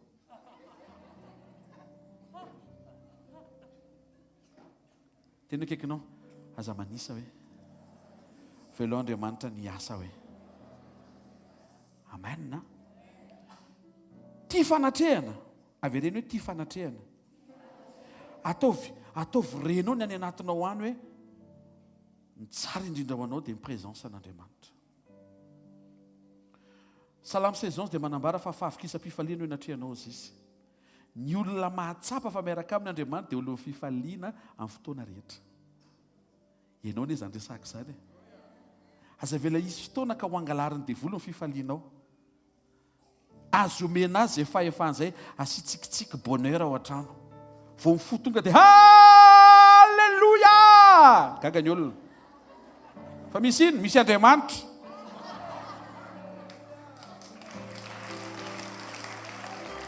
Tongavany aminay dia hitanao zany. Tsy tena zay version zay fa tsy avela isirika zany. Hoe mavesabesatra ny atmosfera. Raha mitady vesatra, ialao kely vede dia ivereny miaraka mitsikitsika findesy kakakaka amin'izay avy eo. Ny anahy moa fanaovako azy tonga dia dainsa foana ny ano mbo ataoko zany. Tena sérieux zany raha voatra mitady ohatrany hoe mavesabesatra. Ohatrany hoe renao zany hoe samy miara-miatrika eo e. Dia ohatry mivena le lesona hoe ao anatin'le tsy mampifinaritra ve mbola afaka hifaly ve? Fa raiky tlasa daintsika. Tsisy hoe nahoana satria fantatra hoe ao Andriamanitra. Amen. Mety amin'ny fanatrehan'Andriamanitra ny olona tsy mora tezitra. Manomboka midiridiry amin'izay masoko. Indro masin'i Jehovah mizaha iraka izao tontolo izao raha misy olona eo afaka hampahazo aina amin'ny fanatrehany. Ny olona malemy fanahy tsy mora misenerva. Misy ifandraisana ty zavatra ty, enio tsara. Misy ifandraisany lenao tsy miady ho an'ny tenanao fa mametraka ny adinao amin'Andriamanitra izay fantatrao fa mahavita an'le tsy vitanao. Dia ino ny mahatonga anao tsy misenerva amin'izay rehetra mitrango eo amin'ny fiainanao sy ny mahatonga anao tsy tezitra amin'izaniza satria fantatrao fa efa eo an-tanan'Andriamanitra ny adinao. Fetifety. Tena kaikinao aza miady ho anao Miangavy anao hoe aza miady ho anao Timoty 2:2-20 minaran'i Jesosy. Ary tsy mety raha miady amin'ny mpanompo ny tompo fa ho malemy fanahy amin'ny olona rehetra, mahay mampianatra, mahalevotra. Tiako ny eo anilanao. Tsy mety raha miady ny mpanompo ny tompo. Manomboka androany tsy mahazo manomoraingo intsony ianao zany. Manimba ny fahalemem-panahinao, ny fiedivanao, ny adinao, nefa le fahalemem-panahy mahatonga an'Andriamanitra tamana eo amin'le toetra atao hoe fahalemem-panahy. Tsy mety raha miady amin'ny mpanompo ny tompo fa ho malemy fanahy amin'ny olona rehetra, mahay mampianatra, mahalevotra. Raha vao mora misenerva sy mora mipanika ianao dia izay midika fa ianao zany miady. Androany zany tian'Andriamanitra ho resy lahatra ny zanany rehetra, tena ametraka tokoa ny adiny amin'Andriamanitra. Misy ifandraisany amina toetra anankiray, velomina avy ao anatinao ilay izy atao hoe fahalemem-panahy. Mariana aloha, safady fa mivezivezy kely tsika. Hozy izy ny Zefania 2:7. Hozy izy ny Zefania 2:7 minaran'i Jesosy. Mitadiavany Jehovah ianareo mpandefitra rehetra amin'ny tany izay efa nanaraka amin'ny fitsipony. Tadiavo ny fahamarinana, tadiavo ny fandeferana, midika teny hafa dia hoe tadiavo ny fahalemem-panahy. Angamba ho voafina ianareo amin'ny andro fahatezeran'i Jehovah. Tadiavo ny fahalemem-panahy. Tsy ny olona rehetra ny manana fahalemem-panahy. Mosesy nanana. Ary maro amin'ny olona izay nitazana no nitsiriritra hoe sambatry Mosesy manana fahalemem-panahy fa lasa tamana sy mahazo aina eo amin'ilay fahalemem-panahy Moizy Andriamanitra. Ary izay mahatonga an'Andriamanitra nifidy azy sy naneho zavatra mihoatra teo amin'ny Moizy. Zaraiko roa ny zavatra ataon'Andriamanitra rehefa malemy fanahy ianao. Afaka miteny mihoatra izy ary afaka misetrasetra mihoatra izy. Tonga dia révélation mihoatra ary tonga dia manifestation na power mihoatra, puissance mihoatra. Fa zao anefa nitsiriritra ny olona taloha satria tsy voatery ho manana. Fa ty vaovao mafaly.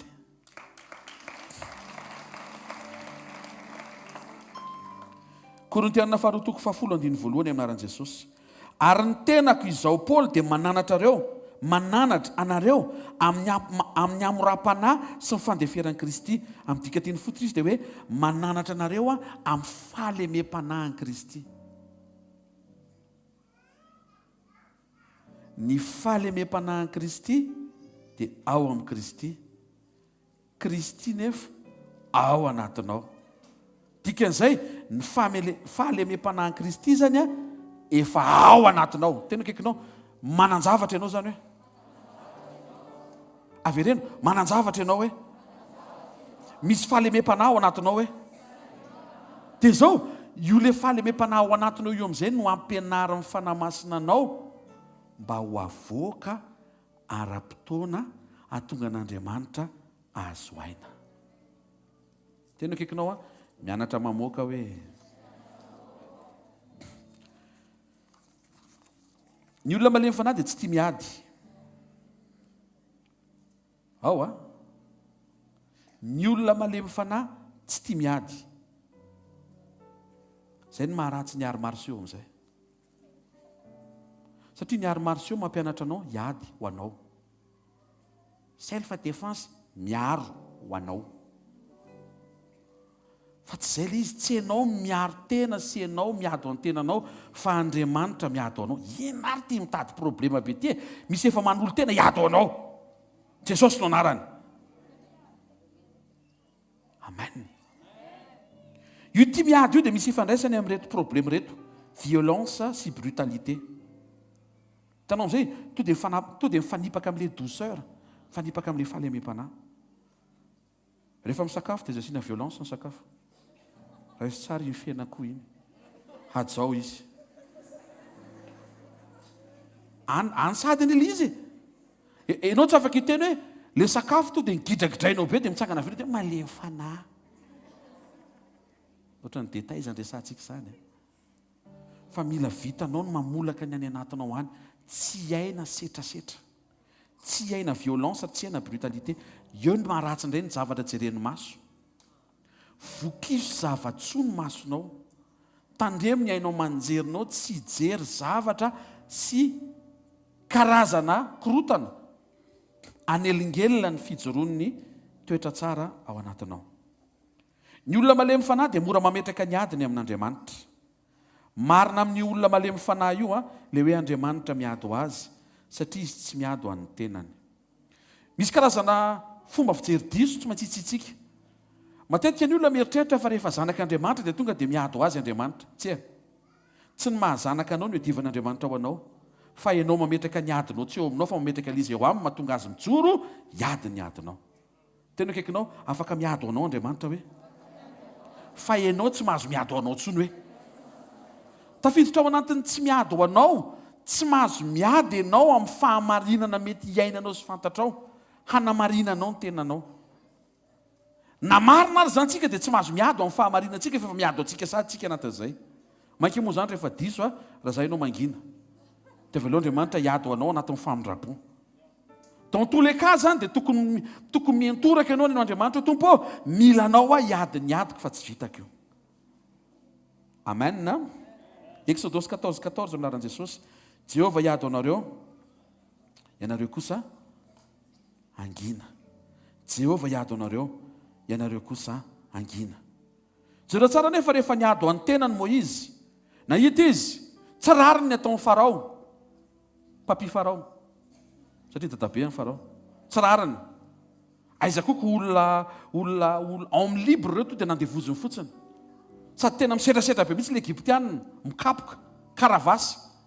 Inona natao Moïse? Exode 2:12, anaran'i Jesosy. Erikerika Moïse. Ianao zany raha vao mierikerika dia to dia diso ny action anao e. Tena kaikinao, azafatra mpierikerika hoe. Manapa-tenda mierikerika hoe. Any aloha mpanjinina hoe. Jesosy mpanjinina hoe. Ary nierikerika Moïse ka no nitany fa tsisy olona. Anao zavatra izy io matoa mijerijery eo tsisy olona. Inona ny nataony? Nanina hoany? Finoany l'Egyptianina. Izay hitany fa nanao ny tsirarany satria rangabe efa antitra ny mbola nikaravasian'ilay Egyptianina tanora. Soi-disant satria tsy niasa tsara. Tsirariny ilay izy fa tsy raison ilay izy amin'ono. Ary nasitriny tao fasika ilay faty. firy ny matiny Mosesy zany rehefa niady amin'ny tenany izy tavotro zao ray rehefa nanomboka nametraka niadiny izy teo anatren'Andriamanitra dia ny lamatoa rehetra nydringana niala amin'ny Paska teo amin'ny ranomasina mena indray la hevitra sy ny fahalalà rehetra nydringana daholo maty daholo zany izy rehetra tsy haiko razonareo lamatoa tamin'ny loza fahafolo dikan'izay nitomany zany la hevitra sy ny fahalalà sy ny mpirahalahy rehetra hoe maty zokinay andeha malifaty zay tonga dia natelin'ny ranomasina mena teo natelin'ny ranomasina mena teo amin'ny ranomasina mena daholo ny ambiny dia jereo amin'izay ne rehefa miady ho anao ianao anankiray problema miva fa rehefa velonao Andriamanitra hiady ho anao problema rehetra miva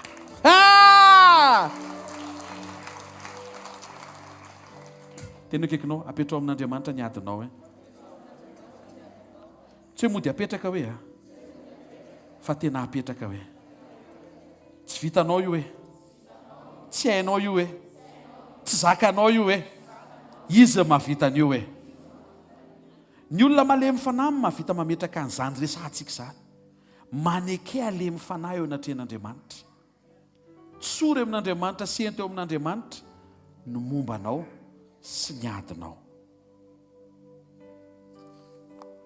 rehefa tsy tia miady ho anao ianao dia manomboka miena amin'izay ny risika hampatezitezitra anao ny mampatezitra mantsy zavatra napetraka tsy natao na zavatra napetraka tsy vita ary indrindra zavatra napetraka ao mety tsy nataonao na tsy nataon'ny olona mety miara-miasa aminao na olona eo mba fifehezanao dia reny le mampatezitra fa soa Andriamanitra fa tsy eo mba fifehezanao fa izy no mifehanao Andriamanitra no mahazo tezitra aminao fa tsy ianao mahazo tezitra aminy tandre mampifamadihana le resaka mahavariana nefa Andriamanitra tsy mora tezitra aminao zany sy tiaka mafy tsara ao anazy fantatrao mahatonga amin'lazy hoe tsy mora tezitra aminao Andriamanitra satria izy mihitsy ny manome exemple anao hoe mianara amiko fa za malemy fanahy sa tsy miavonam-po dia hita fitsaharana ao amin'ny fanahinareo ianareo mananatra amin'ny fahalemem-panahy foany Jesosy tonga avy any Filipo asio aneraka andray dia hitanay za mpianatra mahevava dia Jesosy sy niteny hoe ty vava tandreny fa raha vao mihoatra hoe tonga dia mona sotra izany no teny Jesosy izy Jesosy Filipo firy volana izay tsika nitafiaraka efa nilaza taminao ne za fa raha mahita ahy ianao dia mahita ny ray ohatr' izany mihitsy mbola malefaka lavitranao izany fiteniko izany ary ny alefa amin'ny fiteny Jesosy ny anahy izany mbola miaroaro maha-olona ihany fa ny Jesosy to dia fahalemem-panahy tena tonga dia tsy hitanao izany tonga avy any le mpisambotra iza any Jesosy dia manangatany izy za ianao ve ho samborina dia mitory tena hoe za satria tsy matahotra ho samborina izy satria fantany fa planina amonjena anao le hisamborana azy nitsinjo izy ny fitiavany ianao ary efa nitsimbona izy ny fitiavany andreo tonga hisambotra azy ireo le mpisambotra tsy mahafantatra fa efa eo amin'ny programa amonjy azy ane Jesosy dia lalana fotsiny le mody atolotra eo tanan'ny mpanota fa ny tena marina anafaka amin'ny mpanota mihitsy ny natongavany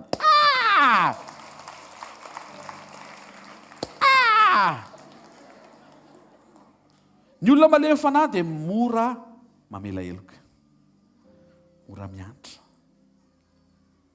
tsy mora tezitra Efesiana 4:7-8 fa eo aloha aran Jesosy ary aoka samy alemy fanahy amin'ny namany avy ianareo ka hifampiantra sy famela heloka tahaka namelan'Andriamanitra ny helokareo ao amin'ny Kristy tsy mora tezitra fa maninona tsy mora tezitra pastera fa maninona ny resahana indray izay fahatezerana izay androany satria misy olona mbola mora tezitra manatrika eto dia tian'Andriamanitra izy tsy mora tezitra intsony ny fahatezerana dia mampalahelo ny fanahy masina ny fahatezerana dia mampalahelo ny fanahy masina ka le izy ne pastera norma le fahatezerana ny fanahy masina tsy niteny hoe fahatezerana tsy norma mampalahelo azy fa ozy izy le fahatezerana mihitsy na norma aza tena akaikinao mahazo tezitra ianao hoe fa tsy tokony ho tezitra intsony ianao hoe vakiko hatra amin'ny 5:10 aminaran'i Jesosy. Aza mampalahelo ny fanamasin'Andriamanitra. Afaka malahelo zany ny fanamasina. Tena kikinao, ianao koa misy fotoana malahelo eko. Atenona izay izy, ianao koa misy fotoana malahelo eko. Ahoana izy tsy mba alahelo koa e? Ny zava-dehibe androany tsy le hoe hoay malahelo izy, fa le fantatra hoe fa inona ke le mampalahelo azy mba tsy atonga tsy hisy an'ny olona eto ambony tany ampalahelo azy tsony. Teo izy Paoly, esory aminareo foletika. Esory ny foletika. Ny tiantenena angamba ny letika ny esory, efa ny fonao tsy esory fa ny fo ao ihany. Mazava ve zany e? Esory ny letika amin'le fo. Dia afindrao le izy, mamindra fo. Possible zany rehefa testa ny olona dia mifindra droite ny fony. Exemple zany so dia andinika indray hoe mpitsabo-taizany nanambaran'izany ary fikaroana oviana tany amin'ny anjery manontolo hoviana no namoaka an'izany. Omeko exemple fotsiny hoe rehefa testa ianao zany dia mifindra droite ny cœur anao. Toy izy Andriamanitra hoe mamindra fo e, afindra ho ato indray ilay izy. Avereno amin'ilay norme, avereno amin'ilay tokony ho izy. Io fo io tsy tokony mora tezitra, tsy mahazaka fahatezerana ela be io, mila câlin io fo io. Tova maina raha ianao izay olo izay lo. Fanamasina zany mora malahelo, ary mampalahelo azy dia anatin'ny fonao. Raha vao mora lotika ianao, tonga dia misy ohatran'ny ngidigidy kely zay. Zay ny contraire amin'ny mamiko, mangidy. Zay, contraire amin'ny malemy fanahy, mangidy. Mangidy rery ampitoeranao an-trano. Dia vao misy mamanga dia ngidiny koa ilay olona mamanga. Tsisy mamanga tsony nefa raha. Izy koa nihinana ngidinao rery eo. Azo reo ve le izy dia ianao ihany miova ianao e. Tsy maintsy miova ny toetranao. Tsy maintsy. Ary manampy Andriamanitra ao anatin'izany fa tsy mamela anao rery. Esory aminareo ny foletika rehetra, fahavinirana. Oka izay le vinivinitra. Ny fahatezerana, fitabatapana. Manomboka androany, olona lavitra be sisa mampitabataba anao, iala! Zay sisa. Nefa raha tena jerena ary ny scripturalement raha tena izy zany dia tsy milelalena fa mandeha manantona an'ilay olona, mitady an'ilay olona dia miantso azy hoe iandry ohatra zany. Ary misy tonga dia taitra be vao monona ilay nareo iandry. Esory ny fitenenan ratsy. Le teny ratsy eto sady gros mot ndray. Ino zany tsy ekeko mihitsy manina rehefa hoe gros dia gros mot le izy andray. Manina anao ny gros.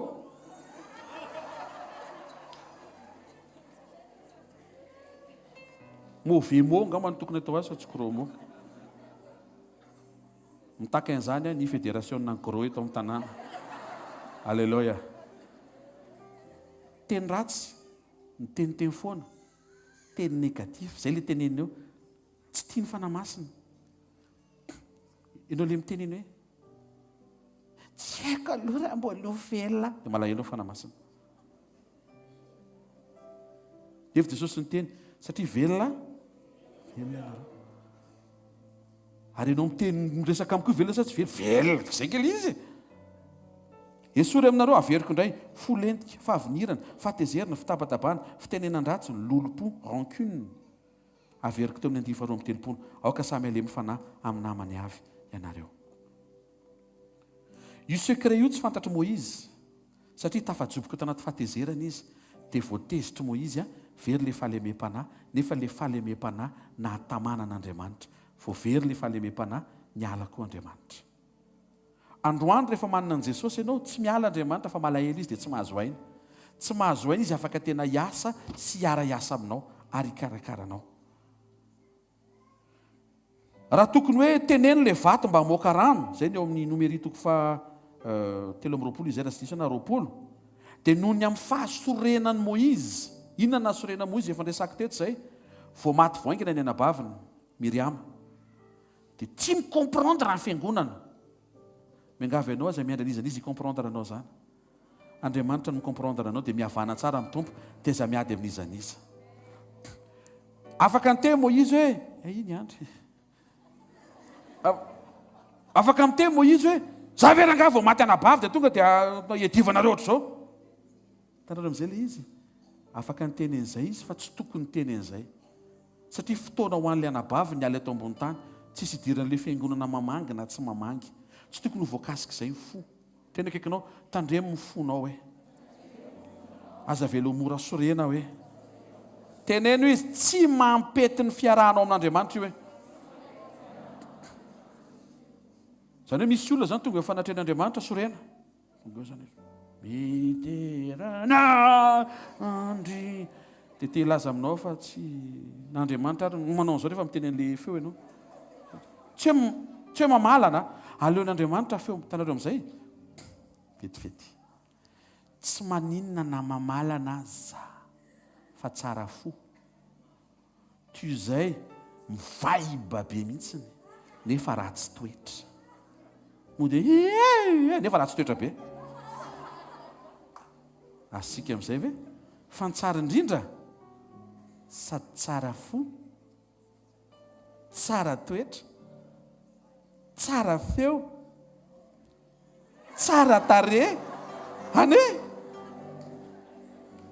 fa le fo aloha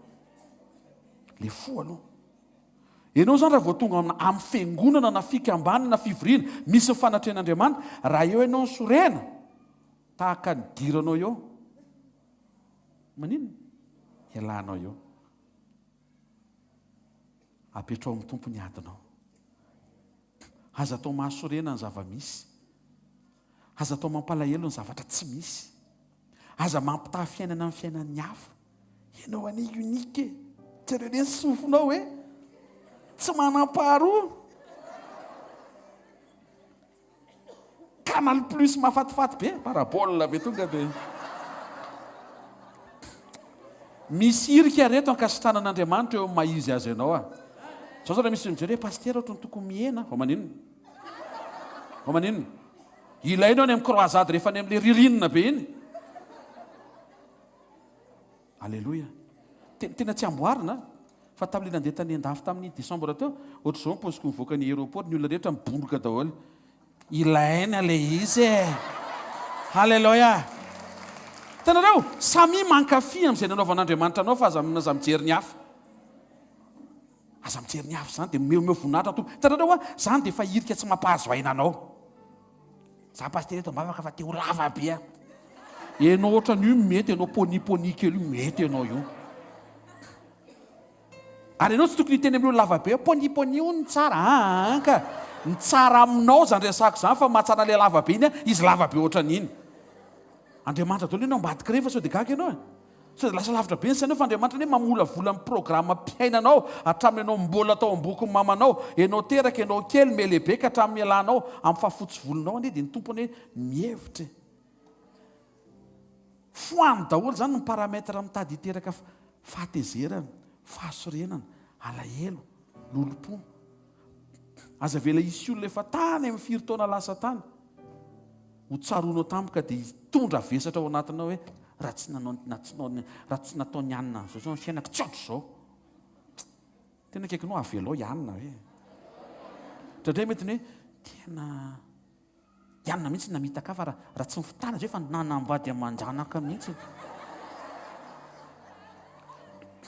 dia mahatsiaro ny tenen'ny Marisy Marta tompo raha teto ianao dia mody asiana fiankofana kely raha teto ianao andatsy izy io raha teto ianao tia nytenenina hoe taiza ianao zay zany ao ambadika manginao raha teto ianao tsy maty ny anadahako ohatra maheno an Jesosy mamaly zany hoe eto azao tsy maty izy fa matory possible ankahanao aza sorena fotsiny aloha possible ankahanao aza malahelohelo foana possible ankahanao aza mora testestra possible ankahanao aza velisy lolo-po amatotra amin'ny fonao tsy ahita ny rapitso ny ampitsinao anie tsara lavitra tena mitsotra aminao marina fa ny ampitsinao tsara lavitra atambaro ny tsara rehetra zay mba hitanao hatramin'ny androany fa imenao amin'ny zavatra ataon'Andriamanitra rapitso hoe endrery ty zavatra nataon'Andriamanitra zany mahatonga antsika tsy tokony hijanona ny amin'ny passé ary tsy tokony hisy zavatra ny lasaka hiazona ny fonao amina alahelo nalainy vazany vola nalainy vazany tany ny dadabe anay pastera zay mahatonga re tsisy tanao tsy hofrany le vaza mampalendro le vazaha tonga eto tsy misy tany izy tanao ovao le fomba afijery zany a meo azy sambatra ny malemy fanahy fa izy no andovan'ny tany tsy azoko ianao andraso aloha any amin'le toetra reglena fotsiny mifazevery azo averina zay tsy misy azo foronina zay simba azo amboarina zay tsy misy azo atao misy zay kely azo ampitomboana fa toetra aloha hoeto anatren'Andriamanitra ny olona malemy fanahy zany dia olona malefaka tsy mora tezitra alleloia tsy natao any ambo kely no mofonjaza toerana hitako fa malemy fanahy le vehivavy eny tompoko fa ny ambo kely renge mbola mitsipina an'izay latsaka mbola latavatry ny tompony fa tsy hoe alleloia zany hoe mbola nitelina aloha dia sika tsy levina zay vao mivoaka ilay alleloia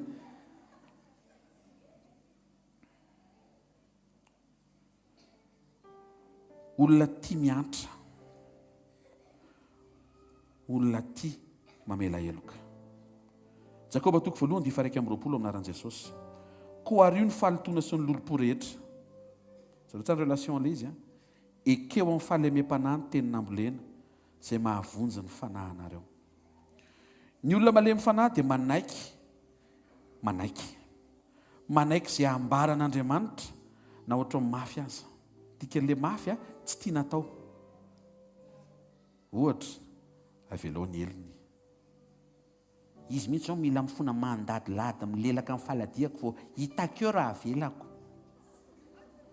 tozy ny tompo hoe mamela azy dia vitana glasy ianao dia glasy ny lelafinao tsisy fandraisana mihitsy zany ianao no mamela fa tsy le olona tsy tonga teto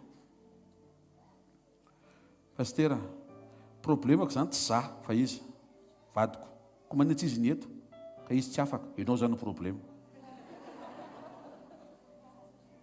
zany nateo matematika ny lanitra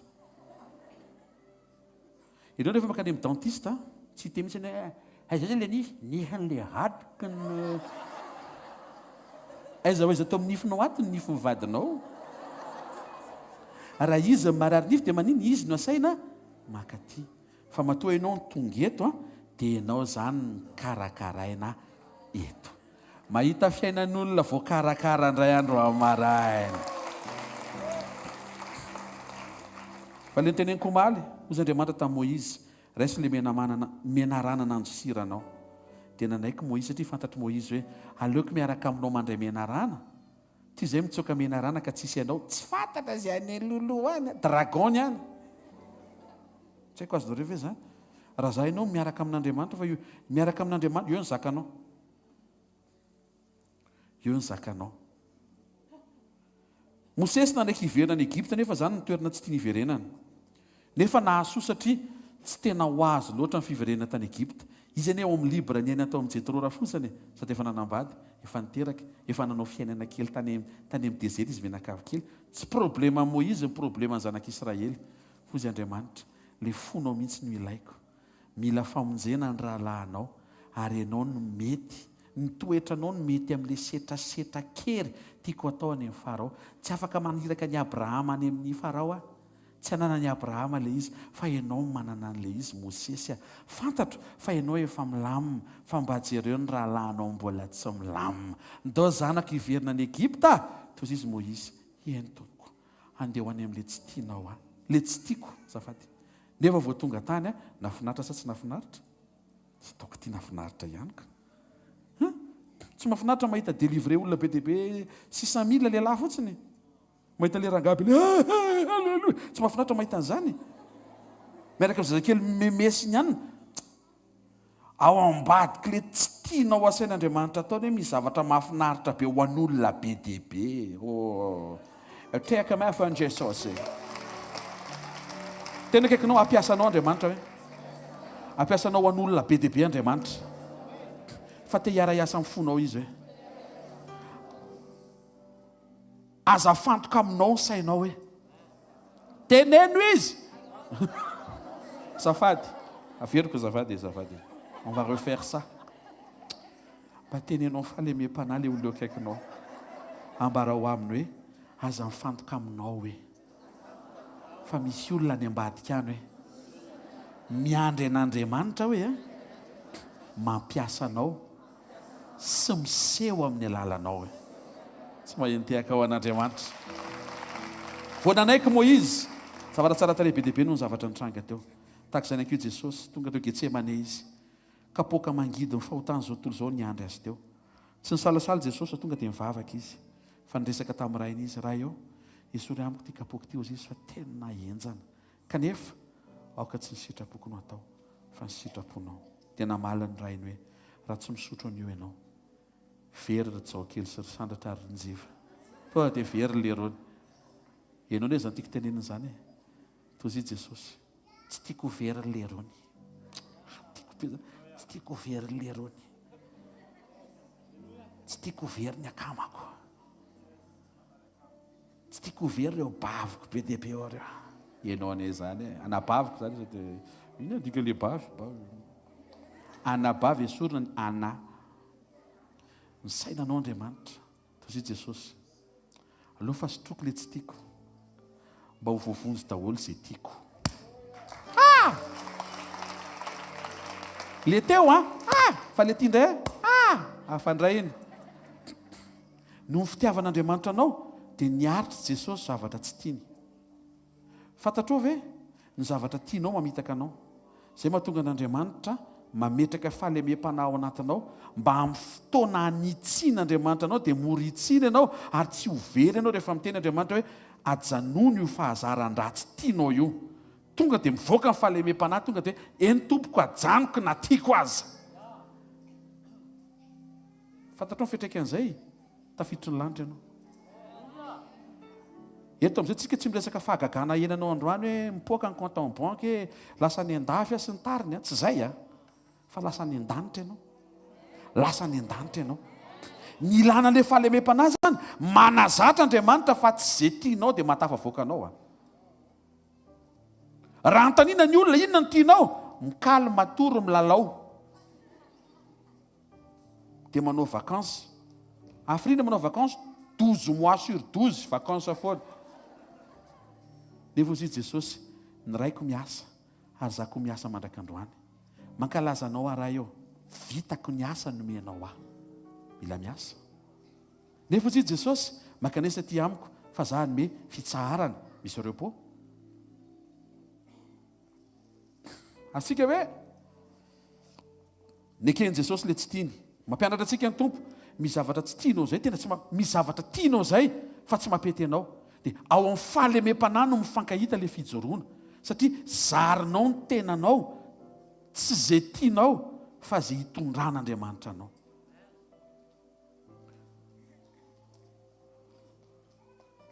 Raha miteny zao Andriamanitra ty fahazaran-dratsy ty, problema le fahazaran-dratsy nefa mbola tianao. Eo miditra tsetra le fahalemem-panahy. Atsipazy io ohatran'le tehany. Izy nge ny tanana ohatran'ny tehany, ohatran'ny ilaina. Ane? Fa rehefa miteny Andriamanitra atsipazy io, ho hitanao amin'izay ny natirany io fa biby lava ny ao ambadika io. Hafa indray izay angle izay. Tena akaikinao, atsipazy io fahazaran-dratsy io. Dia ho hitanao tsara ny ao ambadika io. Tsy mahazo raisina intsony. Tsy atao ohatran'ny tamin'ny Moïse raisiny iray. Fanoharana anankiray fotsiny izay resahako izay. Ilaintsika ny malemy fanahy. Ary izay mahatonga antsika miditra amin'ny communion. Ny communion dia ambony noho ny fahalemem-panahy. Satria ny fahalemem-panahy manaiky ianao hanao zavatra tsy tianao. Na koa hoe manaiky ianao anda tsy hanao zavatra tianao. Zavatra samihafa izay averiko. Ty misy zavatra tiako, fotsy Andriamanitra tsy azo atao intsony, tsy ataoko. Ty misy zavatra tsy dia tiako, fotsy Andriamanitra hoe ataovy, ataoko. Tena akaikinao, malemy fanahy ianao raha manao an'izay hoe. Fa anatin'ny communion, tompo, tsy tianao ty. Tsy tiako tsontsontsontsony koa. Communion. Lasa miombona passion ianao sy Andriamanitra. Izay tsy tian'Andriamanitra, lasa tsy tianao. Ary izay tian'Andriamanitra, lasa tianao. Amen. Manaiky teny mampanao zavatra tsy tiana ary manaiky teny mandrara tsy hanao zavatra tiana. Inona zavatra tia Moïse? Teo amin'ny Exode 14 izy ny teny. Mijanona! Dia ho hitanareo nanaovan'i Jehovah an'ireo Egiptiana ireo. Za mantsy tia mijanona. Tena akaikinao, malemy fanahy ianao raha manao an'izay hoe. Fa anatin'ny communion, toy Andriamanitra lazao amin'ny zanak'Israely mba handroso. Hentsika ve? Ny zavatra tia Moïse mijanona, zavatra tian'Andriamanitra mandroso. Fa voana hoe Moïse hoe mandroso indray hoany dia mandroso indray izany. Le tamin'ny voalohany raisy le tsy tianao, tia faharoa tia indray ataovy le zavatra tsy mandresy lahatra anao.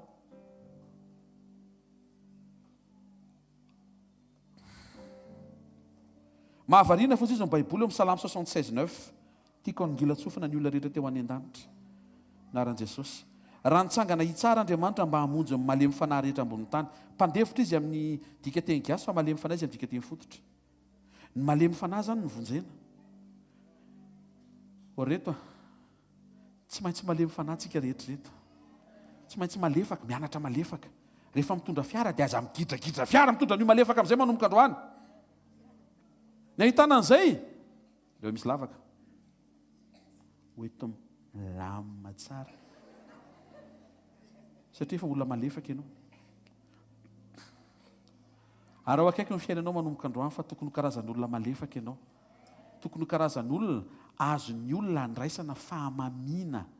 Tokony mahafinaritra ny olona miaona aminao sy miresaka aminao ary miara-dalana aminao na miray trano aminao.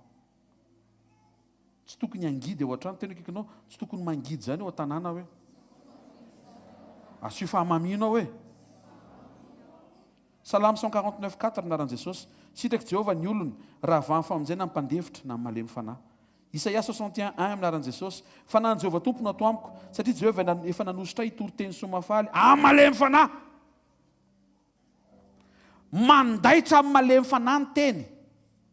Izay amin'izay mahatonga ilay famonjena ho amin'ny malemy fanahy satria ao amin'ilay teny ilay famonjena. Exemple, tsy mahay milomano ianao, tafaroboka tao anaty rano ianao. Dia manoro anao lalana ilay maître nageur. Dikany hoe maître nageur, maître izy zany aloha. Ratsika ny anteny ahoana maître? Maître izy zany. Mahay milomano izy, ary mahay mampilomano, ary mahay manavotr'olona tsy mahay milomano. Zay ny atao maître nageur. Ianao maître nageur dia aza miroboka manao maître nageur efa tsy hanao formation. Ho io fa misy olona anaty andeha avotaka izy. Andraso aloha dia tsy hainao manavotra azy. Hafa mihitsy ny maître nageur. Dia ilay maître nageur manome directive. Tapen'ny oriny. Tsy zatra mankatoko. Sofina ny tapenana. Teny akaikinao. Hitanao amin'izay fetraky an'izy hoe. Tenenao izy, tenenao izy. Hitanao fetraky an'izy hoe. Mietraika amanaina izy hoe. Hatrakao ny loha. Ka ilay izy tsy mety efa mahaza miteny. Ka tsy mahay milomano. Tsy zatra mankatò. Fa raha olona malemy fanahy midobo anaty rano, Baiboly miteny fa vonjena izy. Satria vao miteny ilay maître nageur hoe akopy maso. Nefa tsisy idirany. Fa to dia efa zatra pakatò. Tsangano ny tanana to dia manangan-tanana. Piakary ny kibo. Tsy mampiletika anie izany teneniko izany e. Mila miverintsika ny fankatoavana an'Andriamanitra. Ankatoava fotsiny izay sain'Andriamanitra ataonao. Rehefa miteny Andriamanitra aza mora tezitra, arao fotsiny. Tena miangavy ianao arao fotsiny. Ka ilay izy anie pastera ny ao amin'ny tanàna mihitsy ny mampatezitra e. Eny tokoa, Baiboly dia milaza hoe raha lehilahy tiava ny vadinareo ary aza mora sositra aminy. Satria ny vehivavy dia mora sositra. C'est la Bible qui le dit. Fa Baiboly nefa mampitanana, marina fa mahasositra ireny zavavy ireny, fa tsy navelako mora sositra aminy ianao raha lehilahy rehefa vadinao izy. So dia miteny hoe ka mahatonga sositra aminy satria mbola tsy vadiko izy. Zay koa mbola resaka hafa indray zay. Manina izy ny ao an-tranonao nefa mbola tsy vadinao. Apodio, na ianao miala tao sao dia tsy tranonao ao. Bref. Mampasositra ilay izy. Fa Andriamanitra efa teny tsy mahasositra. Efa teneny meloa. Omen'Andriamanitra anao ny fafahana mifehy ny fonao. Tandremo ny fonao mihoatranao izay tokony ho tandremana. Fa avy ao ny aviany aina na ny fiainana. Rehefa voatahirinao ny fonao, tsy mora voarebirebin-javatra be dehibe manelingelina. Dia tsika eritreritra ny amaranako azy. Tsy nahazo teny maso rena ve Jesosy? Nahazo izy. Raha Kristy ianao izy. vonjeo ny tenanao dia mialato eo dia vonjeo zay. Mataony eo tsy mitsanga, mataony eo tsy miala eo amin'ny azo fijaliana dia tsy mpamonjy ianao zany.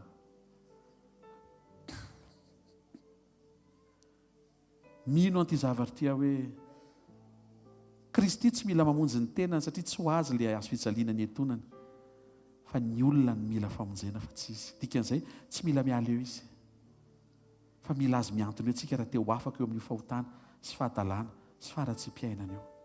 Be dia be ny teny mandratra, be dia be ny teny maneso, be dia be ny teny mandatsa, betsaka ny fanenjehana mahazo ny kristianina sy ny zanak'Andriamanitra.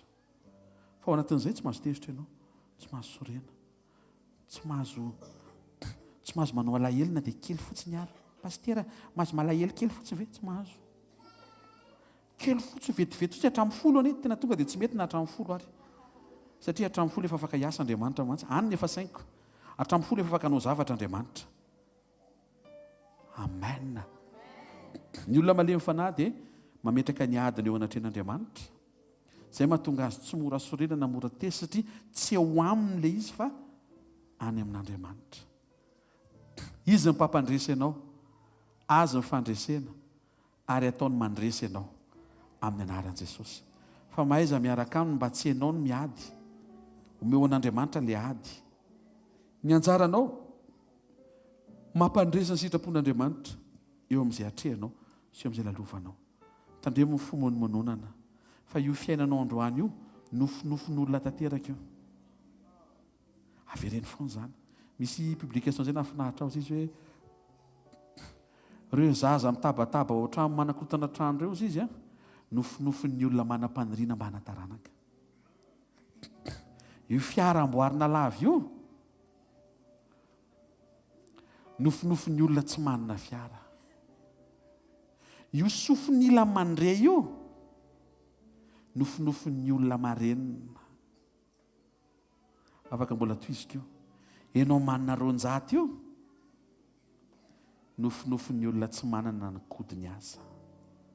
Afaka mitraka ianao zany dia misaotra an'Andriamanitra Tompo eo amin'izay misy andro any misaotra sy mankasitraka anao fa eto zany mety eto ny rahantsika manomboka zava-baovao vaovao maraina indray famindramponao misy zavatra tsy apozika indray zao afaka ataonao androany ary misy zavatra voahomanao indray zao androany tsy misy ifandraisany tamin'ny omaly sy tamin'ny semaine lasa iny asitehaka mafy tsara ho an'ny tompo hoe isafidy Andriamanitra isafidy any tsy ho tezitezim-poana,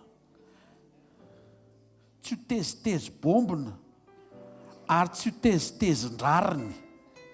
Le tezitezim-poana mantsy tsisy dikany fa le tezitezin-drariny mantsy ara-drariny le fahatezeranao fa izy Andriamanitra le fahatezerana mihitsy mila fehezina tsara fa tsy mety tsy miara-miasa amin'ny fanatrehan'Andriamanitra ny fahatezerana. Tena kikinao afaka miova ve tsika hoe? Afaka aveo hoe? Tsangana ary afaka miova ary. Ao foantananao dia mankasitrana Andriamanitra ny fonao manontolo. Sotra ray aminaran'i Jesosy. Tianao zay hamoaka ny fahalemem-panahinao. Efa natobaka ao tanatin'ny fonay. Mba ho karazan'olona tsy mora miady ho anay izay fa mametraka ny adinay eo an-tananao mba ho tonga adinao. Ary izay no hatonga anay Tompo ho tonga karazan'olona tsy ho mora tezitra, tsy ho mora sorena, tsy ho mora tohana satria fantatray fa ianao no mifesy manao ny zavatra rehetra. Izay kosa mifehy fonay tsy aloto, tsy ho sorena na havesatra mba hampahazo aina ny fanatrehanao ny toetranay sy ny fonay amin'ny anaran'i Jesosy. Amen.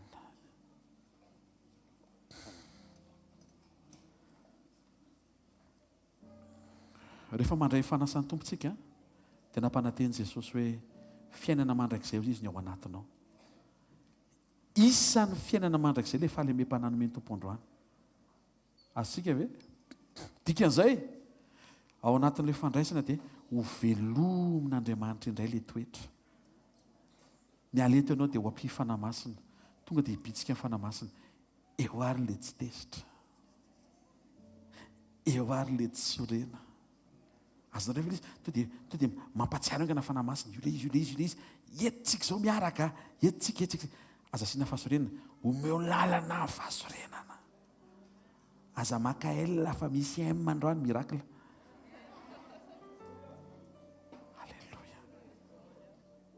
misy s lasopy zay le zatra to dia efa lasopy indray izy androany aloha misy zava-tsy eo tanin'Andriamanitra afaka ho ataony eo amin'ny fiainanao ataovy mety aminy fonao averiny zao vavaka izao raha aminaran'i Jesosy etiko tena trehanao ny foko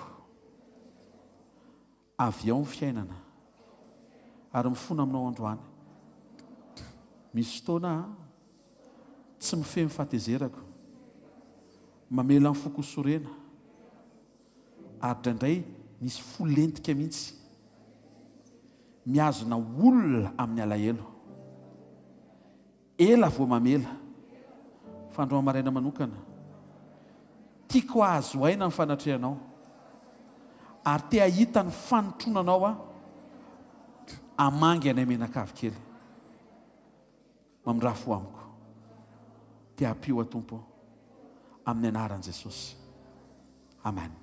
Niala izay namadina azy Jesosy nandray mofo dia izao nolazainy tamin'izay niarany sakafo taminy tia nofoko izy izay mivakiana ho anareo izao nataovy fahatserovana matsiarintsika fa afaka ny alemy fanahoatran'i Jesosy sasenao afaka ny anina an'izany toetra izany ametraka hoe tompo tsy mifepetra misy fa ianao mihitsy ninona fepetra mety mbola iainako satria mametraka ny adiko ho adinao tsy ady ho atsony fa fantatro fa ianao ny miady ho ny anaran'i Jesosy sorazy.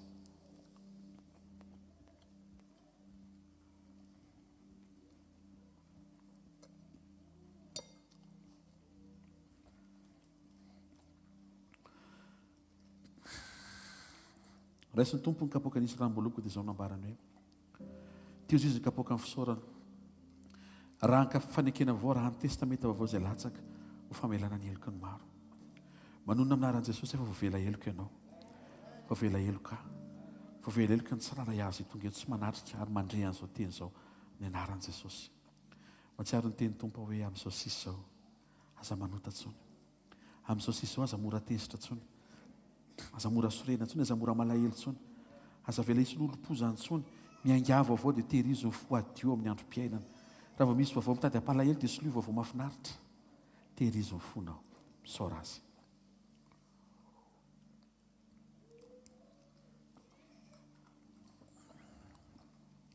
Ataovy eo amin'ny fonao ny taninao ankavanana main droite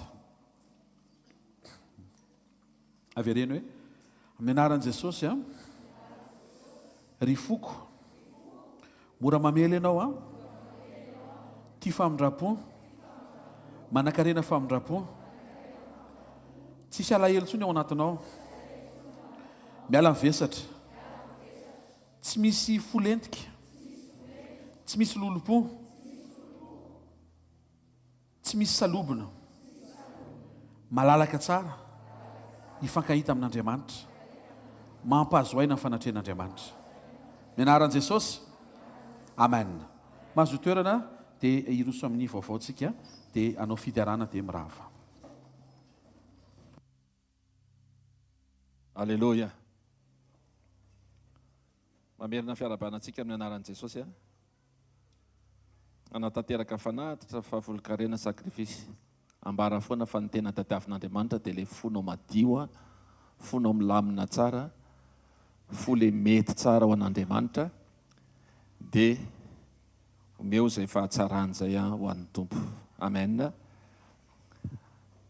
Fandaminana ny amin'ny toyan'ny programme eto amin'ny hvkl-mission rehefa avy eo mbola mijanona ny isan-tsampana misy ny fivoriana isan-tsampana ny pasteurs dia misy fandaminana tsy maintsy ho tanterahana dia mba mijanona kely ny tsirairay avy izay concerné ao anatin'izany. Raha hariva amin'ny fotoanantsika ihany koa misy ny amin'ny hvkl events moa fa ho an'izay afaka miaingaingana be dia tonga any Paris anao amin'ny roa sasany amin'ny roa sasany ihany misy ny fotoam-bavaka iarahana amin'ny pasteur Rodolphe dafy ny arivo dia amin'ny telo sasany aty moa izany raha mijery direct tsika dia araroto foana reny fotoana ireny afaka raha tsy mozy ianao za tsy manana crédit dia mety mananamana ianao afaka miara mijery aminao dia mba miaraka mijery nareo dia miaraka miaino tenin'Andriamanitra. Amen. Raha pitsotsika moa tsy fiangonana fa misy fiangonana miara-miasa amintsika ny Christian Life Palace dia afaka mamonjy any ianao miaraka amin'ny pasteur Santatra. Latsinainy programmantsika etsy amin'ny Super U Analakely miezaka ny teny lamina be hoe malemy fanahy. Alleluia. Latsinainy hitanareo rehefa matoa miteny mafy mpanompon'Andriamanitra eto tsy hoe tsy malemy fanahy izy fa manjary matory nareo fa ilaina manaitaitra. Fa za aloha hiteny mora ihany sekoly amin'ny latsinainy tongava latsinainy mianatra tenin'Andriamanitra, mianatra miaina. Dia amin'ny latsinainy etsy amin'ny Super U Analakely deuxième étage ny fotoanantsika amin'ny 7 ora ka hatramin'ny 7 ora sy sasany. Amen. Misy grand rallye. Alléluia. Mba mitehaka ho an'i Jesosy aloha. Araka nefa nambara maly ho an'izay tsy teo maly efa voarainy taratasy azo n'autorisation eny amin'ny bortsika no dia efa misaintsaina ranomasina be indray tsy ilay ranomasina ny saintsainina fa ilay olona ho vonjena. Amen. Dia raikitra ny ralia ny 9 fa 7 fa 7 ny volana jiona ho avy izao any Mahajanga. Miomana ianao ara-panahy ara-pahafahana amin'ny lafiny rehetrarehetra dia samy mitondra-bavaka an'izany fotoana izany. Tarika efa naseho teto ilay afisy fa raha entiko lisy dia natsangako tetiko ilay afisy teo tarika very ranaivisao izy eo ambany io ato ilay izy. Alleluia. Zay mbola tsy nahita azy alahady fa efatra dia soratra tiako tenenina fa tsy ilay olona fa izy hitondra ny fiankofana sy fiderana Heavenly Worship ataoko hoe 2023 fa tsy ataoko teny anglisy fa efatra amin'ny volana Jona amin'ny roa sasany etsy amin'ny PK0 Soarano. Alleluia. Misy zavatra betapeta tarainy ato fa zay ny teneniko anao entrée gratuite. Alleluia. Fa tsy entrée chaude na entrée froide fa entrée gratuite. Dia samitsika mivonona any amin'izany. Ndao manoa ifanohany. Amen. Ndao tsika hitsangana ary hivavaka ainjiro aty anoloana ny tananao. Ray amin'ny anaran'i Jesosy misaotranao zay ny amin'ny fampianarana, misaotranao zay ny amin'ny teny fiainana, misaotra tompony amin'ny zavatra rehetra. Makasitraka anao zay ny amin'ny fahafahany tsirairay avy ihany koa nanolotra fanatitra fafolon-karena sakrifisy tompo nataony tamin'ny fo feny fifaliana zany. Raisy tompo ho anitra kasitrahany zany. Ho voninahitry ny naranao tahio ny tsirairay avy aza vela isy diso anjary eto na iray azy. Misaotra ray amin'ny anaran'i Jesosy. Amen. Ndao tsika hitehaka voninahitry ny tompo. Zay olona tsy ho tezitra tsony ndao hitsikitsika dia hifaly sandrato ny tananao dia te hafitanana mafy ho an'i Jesosy. Alleluia. Ndao tsika hideran'i Jesosy amin'ny fifaliana asio tsikitsiky be mihitsy atao vitan'i Jesosy hoe tena faly ianao tsy ho tezitra tsony. Zany sa tsy zany Alleluia. Ndao ary.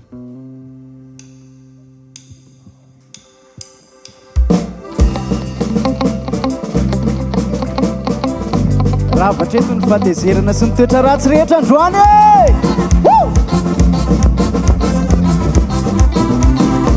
Asandrato ambony tanatsika ho an'i Jesosy.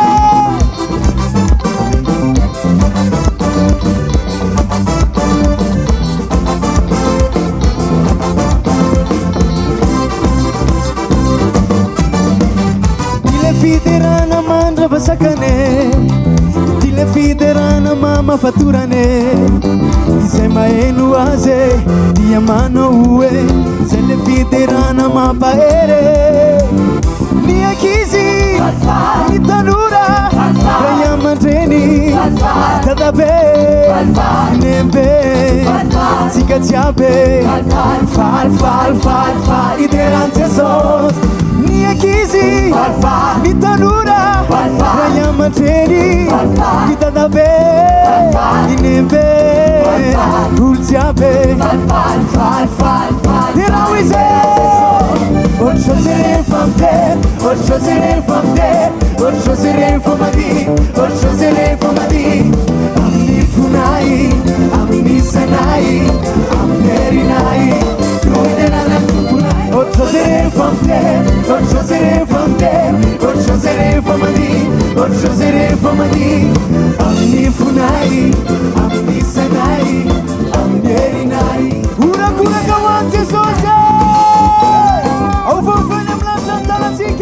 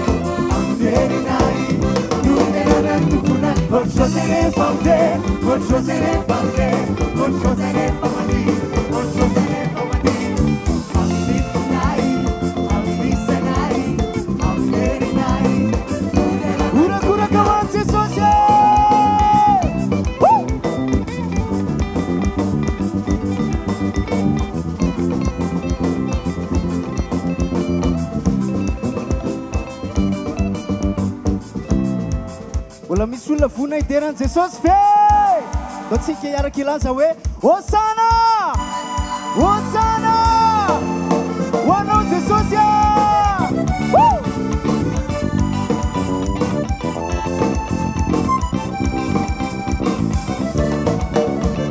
Zao ny tomponao avitsy anao avy ao ny tomponao Senao La maye Ilai maye now Senao Atama vau Atama vau Senao Wave funai Jesus Wave funai Jesus Bilarulla na nini labanao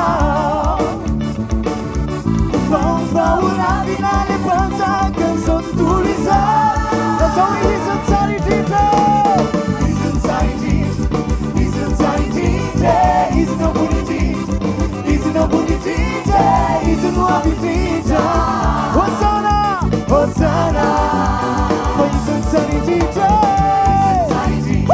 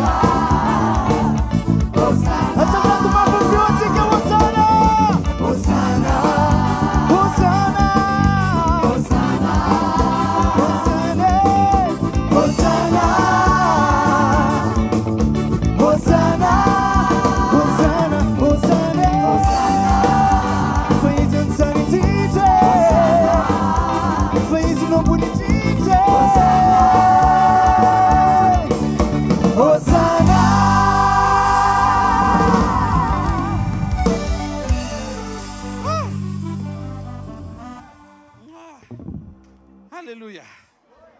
Tahtsika Andriamanitra. Amen. Raha vao eo ianao manomboka mifefefe fahatezerana lolo-po alahelo sy ny tariny eo, tonga dia mitsangan'Andriamanitra dia manambara aminao hoe ny heriko tanterahana amin'ny fahalemena. Ny secret en power na en puissance ao amin'ny alefahana. Zay mahatonga ny hoe izy ny malefaka indrindra. Andriamanitra resantsika io, zay ny mahatonga azy ho izy ny mahery indrindra. Tena kaikinao, ary ianao ohatry ny malefaka hoe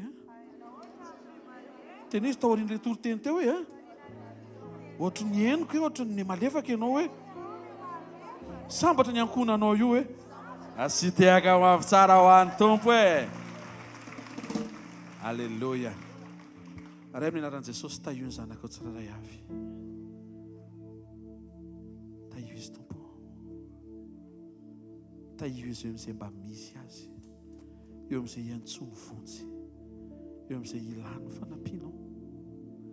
Ianao ny mahavita mahavonjy any amin'izay rehetra manjoanay. Petraka eo am-pelantananao mifono tsiraray avy. Ho arovana tsy misy maharombaka. Ho voatahirana ny fifaliana avy eto amin'ny fanatrehanao. Satria ny fanatrehanao miaraka amin'ny mandrakariva ihany koa. Raha hiatrika an'ity weekend ity dia tsaroviny tsiraray avy. Momba indray, miarahamy zanakao tompo. Aoko ho herinandro tsara io herinandro avy eo. Le fahatsarana nafeninao sy nomaninao ao amin'ilay programa feno voninahitra dia ho tanteraka eo amin'ny fiainany tsiraray avy. Ninona fahabangana dia enao le fahafenona tompo afaka mameno izany. Tsarovo izay marary tonga eto androany. Amin'ny anaran'i Jesosy no nononako fanasitrana sy fahasalamana ho anao. Baiboly dia milaza fa ny fo ravoravo mahasalama tsara. Manonona amin'ny anaran'i Jesosy fa teo anoloan'ny ranomasina mena le malemy fanahy ary ny saraka ny ranomasina mena. Mahita fa misy ranomasina mena heverina fa sakana ohatry ny tady ampitomany izay, fa izara roa izay manomboka androany. Ho asehon'Andriamanitra ny tany maina tsisy nahita, hiepita soamatsara ianao, ary any epita no ahitako anao amin'ny anaran'i Jesosy. Mahita fa tafavoaka ianao fa tsy dobo izany, mandresy ianao fa tsy resy izany, salama ianao fa tsy marary izany amin'ny anaran'i Jesosy.